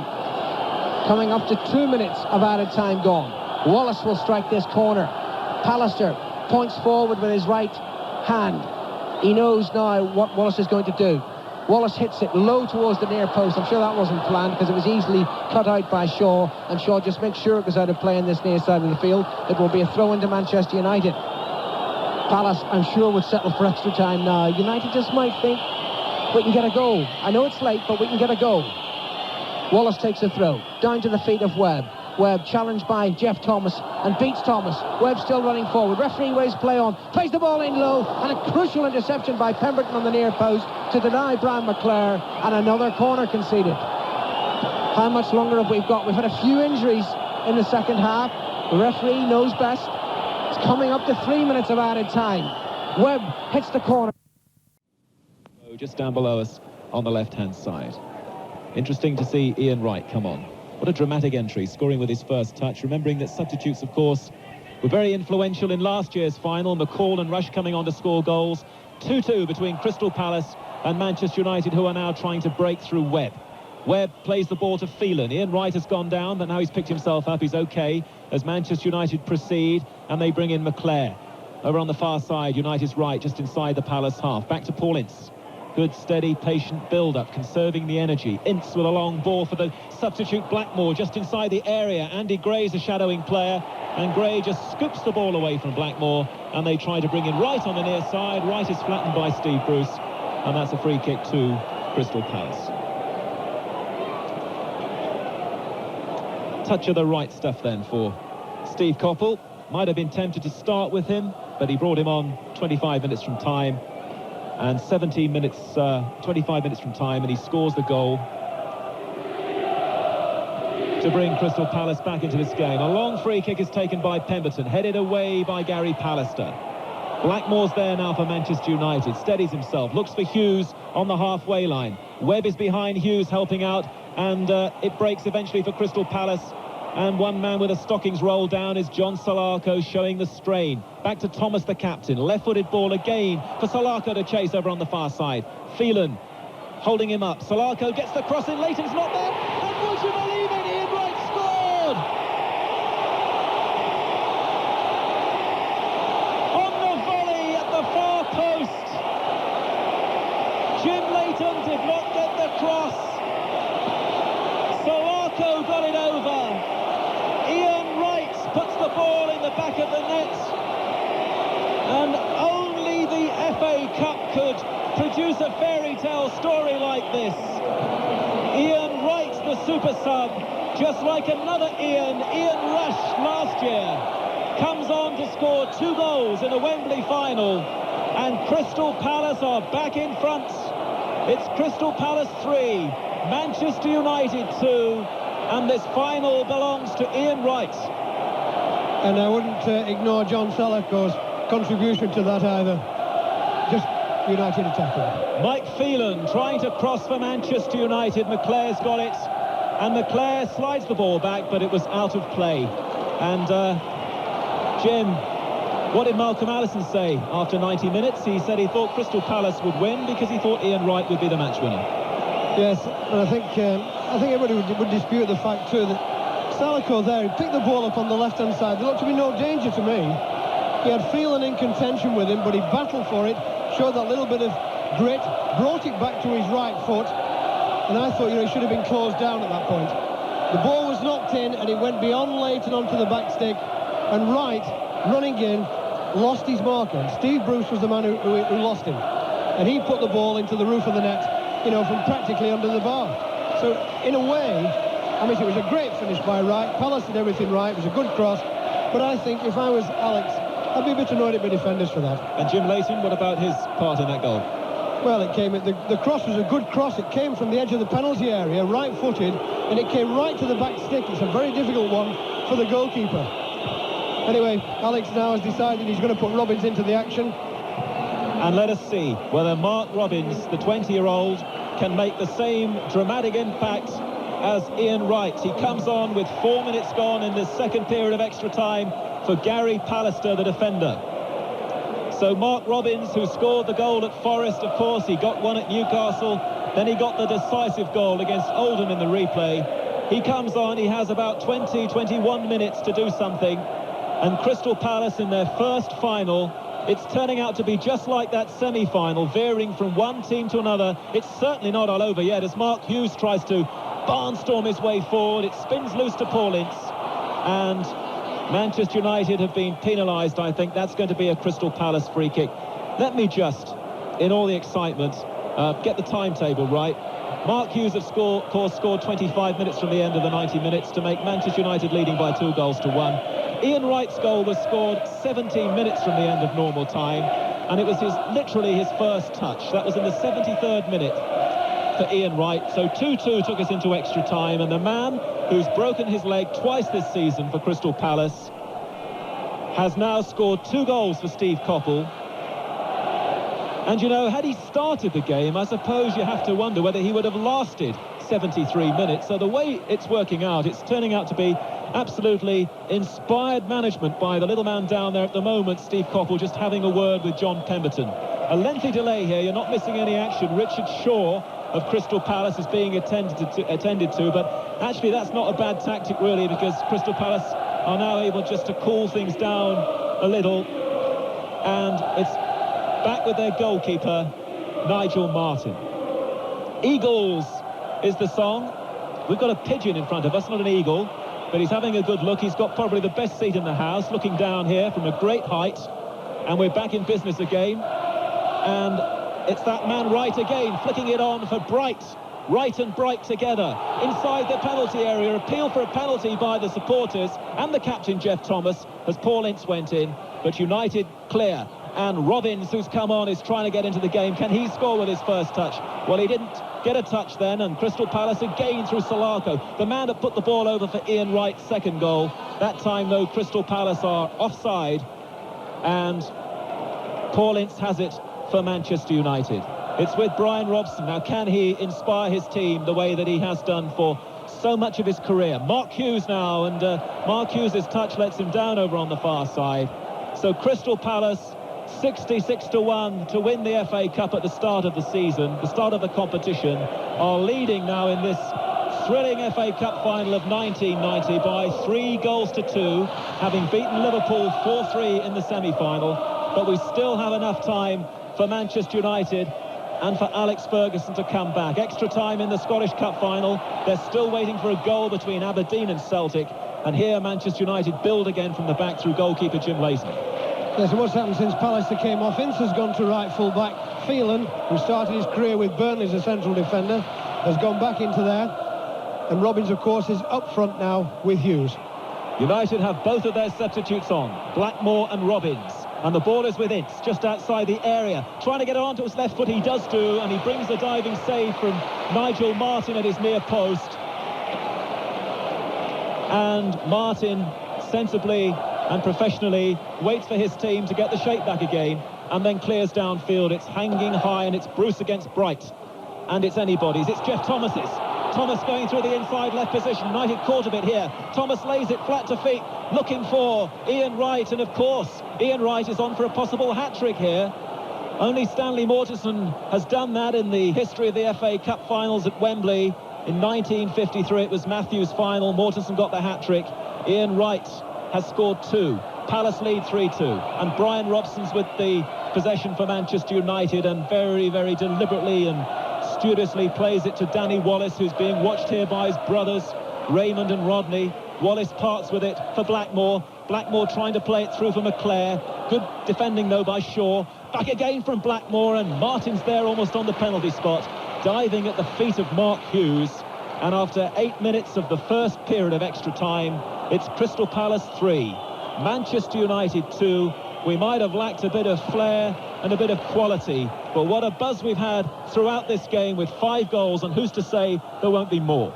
The ball is on the halfway line. Pemberton quickly forward, and Mark Bright, a little tiredly perhaps, is coming back from an offside position, and that's a free kick to Manchester United. All the problem is with United, they've got to now try and get Robson, Webb, Ince, the midfield players. They've got to try and get some continuity in the play in there. They haven't really had it at any time in the match. I think that more than anything is now what's required. And Webb is being patrolled all the time by Jeff Thomas, but he still does well to find McClare over on the far side. McClare's cross is just over the bar, and the goalkeeper went in there with the fingertips, and at the last minute pulled the fingertips away, withdrew the fingertips, and it's a goal kick to Crystal Palace. It's half-time at Hampden Park in that Scottish Cup final between Aberdeen and Celtic. It is still 0-0. And so, as Alan Green was saying a little earlier, they face the prospect possibly there of a penalty shootout. Just down below us, it's very quiet on the Manchester United bench. Alex Ferguson was hoping for an Aberdeen and Manchester United Cup double today. Well, it could still be, of course, but it's Crystal Palace at the moment, just like Wimbledon and Coventry in recent years. They are ahead in their very first Wembley FA Cup final, but United are trying to come back, and Wallace has gone now across to the right looking for it. Oh, that's a good tackle on Wallace. Very good tackle by Thorne, and good skills by Bright, and Bright has found the strong, powerful figure of Andy Gray. Andy Gray runs into Steve Bruce, but he still gets it back off Clayton Blackmore on the right-hand side. Can't get any aerial service in there that time, and it's to the feet of Webb, and Webb can't escape because Wright came back. He managed to get a tackle in Wright. He fell to the floor. He hasn't hurt his leg. He's got a blow on the face, and it's back again with Andy Gray on the right-hand side. This time, Gray gives it a little bit more height, but the Welsh international Clayton Blackmore is there. And now Steve Bruce, who was coming forward so much, of course, from the back when they only had Mark Bright up front. But since Ian Wright came on, Bruce has had to stay back a little bit, but it hasn't prevented Wright from scoring those 2 goals. And now Manchester United move to the far side of the field, halfway inside the Crystal Palace half. Good sprinting by McClare. Now he needs to get this one over. He does do. It's not enough height. Shaw's cleared it. Not completely, though, as Robson goes in to try and win it back for Manchester United. And then a lovely little deft flick from Wright almost works for Bright in the centre circle. And the ball is back inside the Palace half, and there's a bit of arm wrestling going on, a bit of Big Daddy there between Jeff Thomas and Paul Ince. And it's going to be a free kick to Manchester United, sorted out by Alan Gunn and quickly taken by Paul Ince. A little bit too quickly, perhaps, but now it might work for United. Hughes, it's blocked by O'Reilly, and it breaks for Solarco. Seemed an awful long time ago now since O'Reilly scored that goal for Palace after 18 minutes. We've had 4 more since then, and it's 3-2 to Crystal Palace, and we've got about 3.5 minutes left in this first period of extra time at Wembley. And Brian Robson has the ball again, the pivot there in midfield, about 30 yards from Martin's goal. Robson for Wallace. Wallace checks, and Robson again for Blackmore on the left-hand side, number 14. Mark Robbins as yet hasn't been able to get into this game, but he's lurking there dangerously inside the area. He made a break, but United went to the far side, and it's with Webb, foot on the ball. Can he supply an accurate cross? Oh, looking for Robbins, and taken away by O'Reilly, and it's a corner kick to Manchester United. Palace very aware there of Robbins' presence, and Neil Webb to take the corner kick down the far side of the field. There's no Pallister there now, of course, but Bruce has gone up for it for Robson. Oh, and Robson looking to try and get a shot in, and he perhaps has been penalised for foot high there, 8 yards out, and he's got a little touch of cramp as well, but that's good sportsmanship. Jimmy, the Crystal Palace players are helping him out. Yeah, it's good defending too by Palace. It was Pemberton was the man there who got back. Good header in by Bruce, knocked down. Robson chested it down. Pemberton was there, and that's been typical of Palace. I think they've defended very well in their own penalty area. Very well, and it's so important.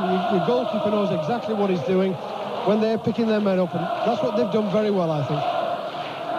Steve Coppell, the youngest manager ever in an FA Cup final, 34 years of age, is getting closer and closer to victory here, but a weak goal kick has been pounced on again by Manchester United, a weak free kick rather, and McClare's in possession down that right-hand side. McClare drags the ball back, acrobatic stuff from Hughes, over the shoulder, Dennis Law style, just wide.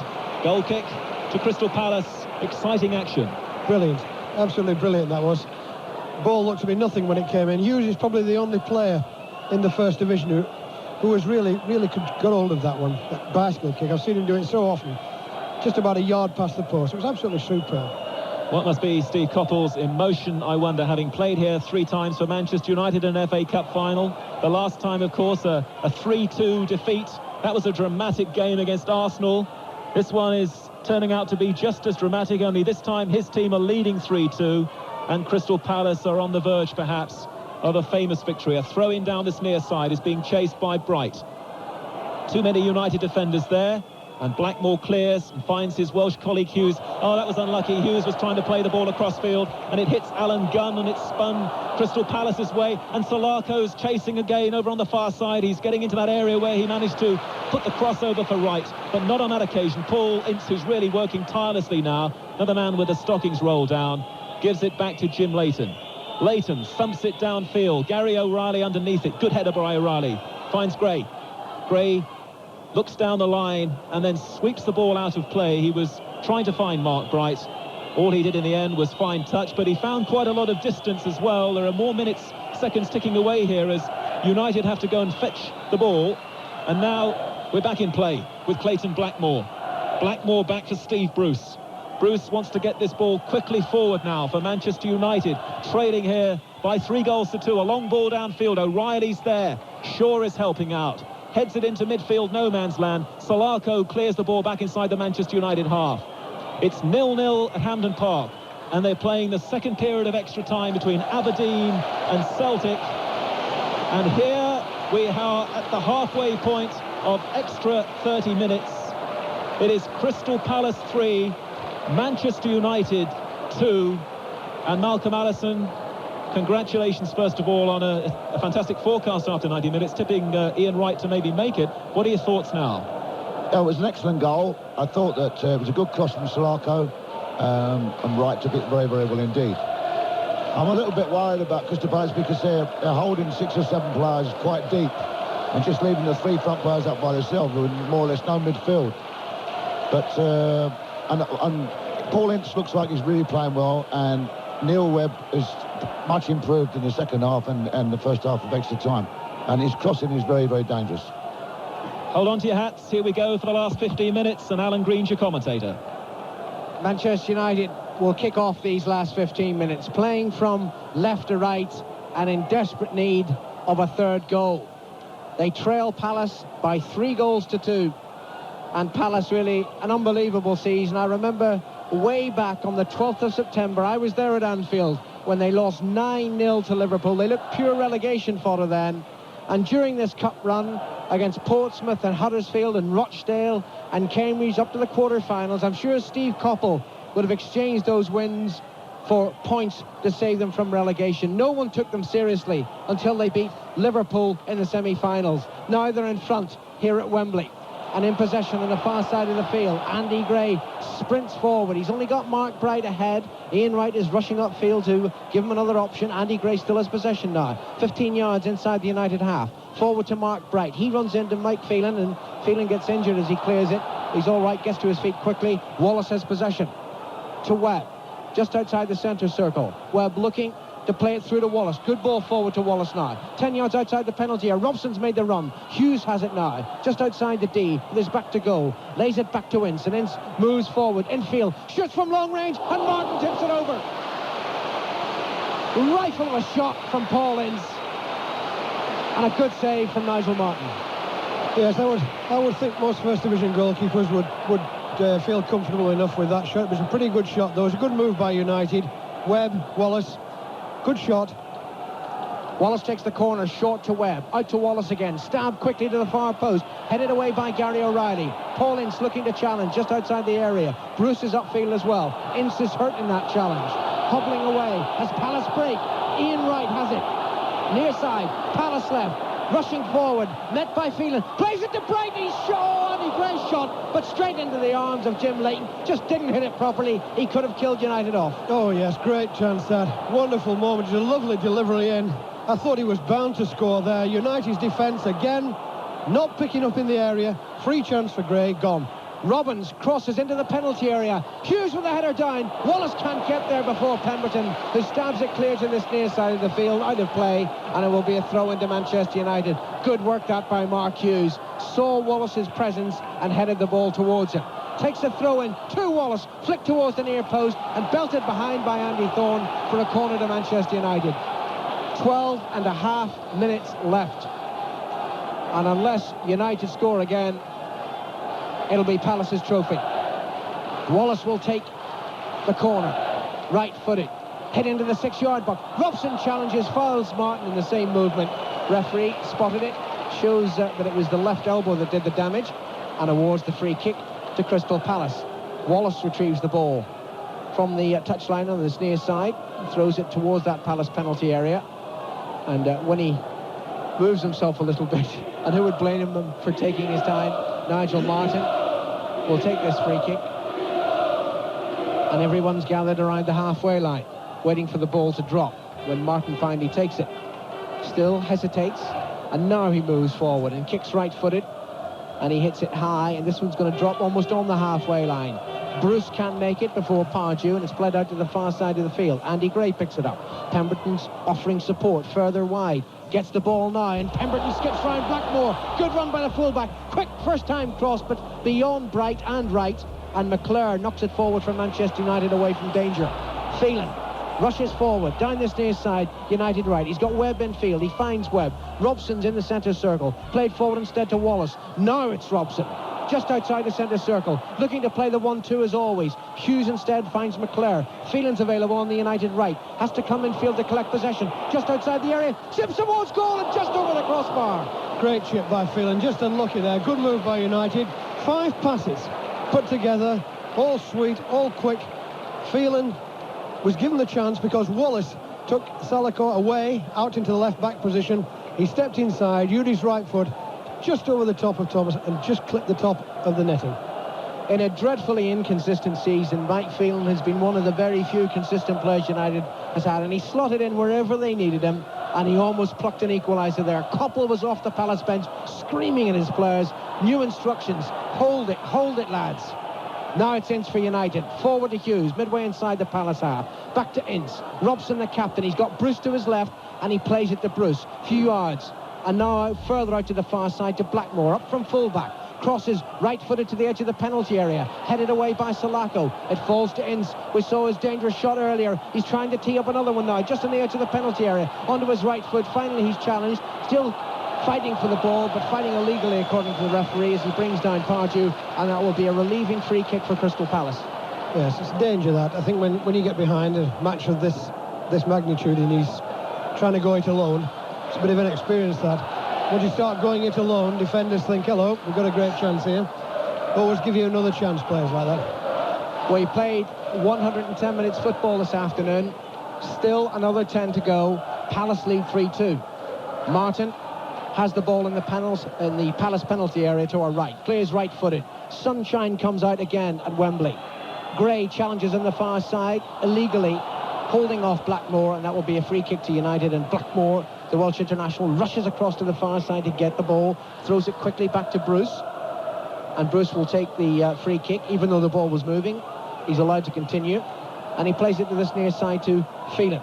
Phelan down the United right touchline. McClare chases, keeps the ball in play well. McClare deep inside the Palace half, on his right foot, crosses low towards Hughes on the far post rather. Hughes has to turn as it's deflected away from him.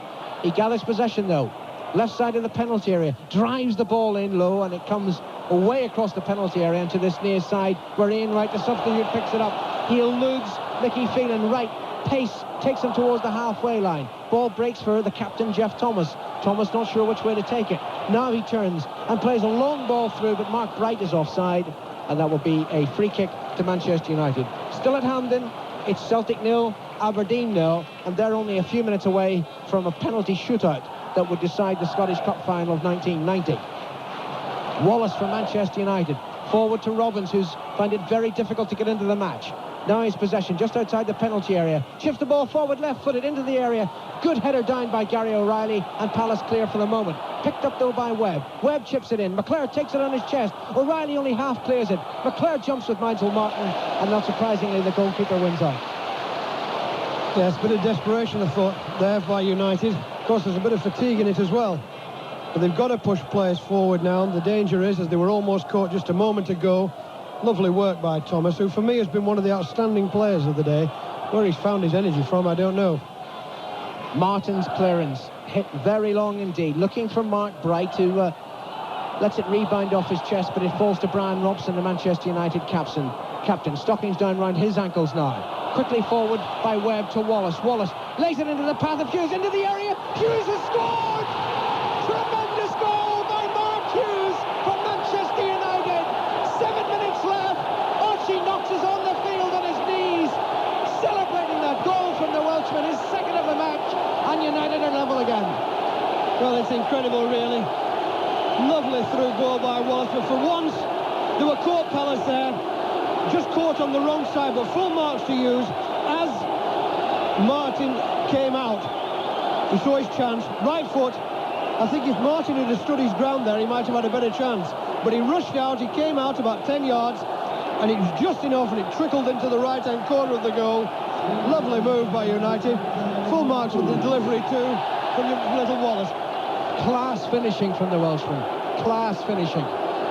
So close, just in the first period of extra time, with that spectacular bicycle kick that just went wide. This time he makes it count, and it's 3-3. 6.5 minutes to go. Robson outside the centre circle, plays it to the right. It's United fans who are screaming now. Ince has it, just inside the Palace half. Played forward to the goal scorer Hughes, right side of the penalty area. Back to the penalty area, now he turns. Plays it back to Ince. Level with the edge of the Palace penalty area. McClare is available, so too is Wallace. Just outside the Palace danger territory, but now Thomas plays it clear. Ian Wright moves forward for Palace. He's going to take on Phelan. He's running at him. He's still running, Ian Wright, just edge of the penalty area. Check for the moment, and then as he tried to bring Mark Bright, his fellow striker, into the game, he only finds Steve Bruce, and United bring it clear. 0-0 at the end of time. That's extra time at Hampden Park in the Scottish Cup final. Celtic and Aberdeen into a penalty shootout. United move forward. Mark Robbins inside the penalty area. Back to goal, trying to find support. Now he gives it to Webb. Webb facing goal. Chips it forward. Great run by Blackmore. Robbins chases on the far side of the field, but Andy Gray, too smart for both of them, and clears away towards the halfway line, and Mark Bright, and safety for Palace. And Bright has done very well, and he turns Phelan one way, then the other. Oh, and then he tried to give it to Pemberton, hit it the wrong way, and United have it once more. What a noise at Wembley. Webb out to the far side to Robbins, left side of the penalty area, faced by O'Reilly, checks one way, then the other, looking to hit it high, and it's blocked by O'Reilly and behind for the corner. In fact, if United had got a chance on goal there, Mark Bright would have been annoyed with himself. He had a simple task, just to play the ball back on the halfway line. He tried to be clever, tried to backheel it, lost control. United got a corner out of it. Taken by Webb to Wallace, hit back outside the penalty area to Wallace. Blackmore's a chance of a shot, hits it right-footed, and it drops on the top of the net and behind for a goal kick. There's a few of those Palace supporters there. Heart skipped to beat there, I would have thought. It looked as though it just might drop into the goal. Martin was stranded. He was out about 5 or 6 yards out again. He would have had no chance at all. United suddenly got a spark. We've got 4 minutes left.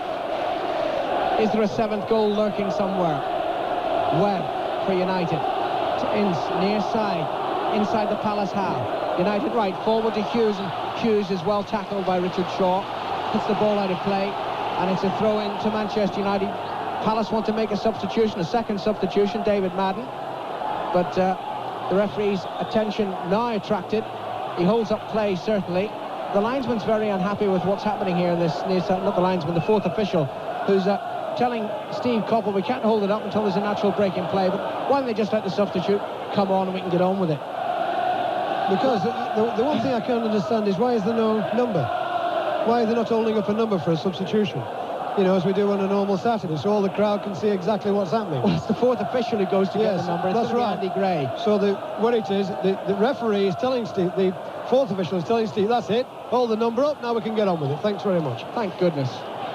They must have been listening to our commentary. And Coppell's happy. And David Madden makes a late entrance. There's only 3 minutes left. He comes on as substitute for Andy Gray.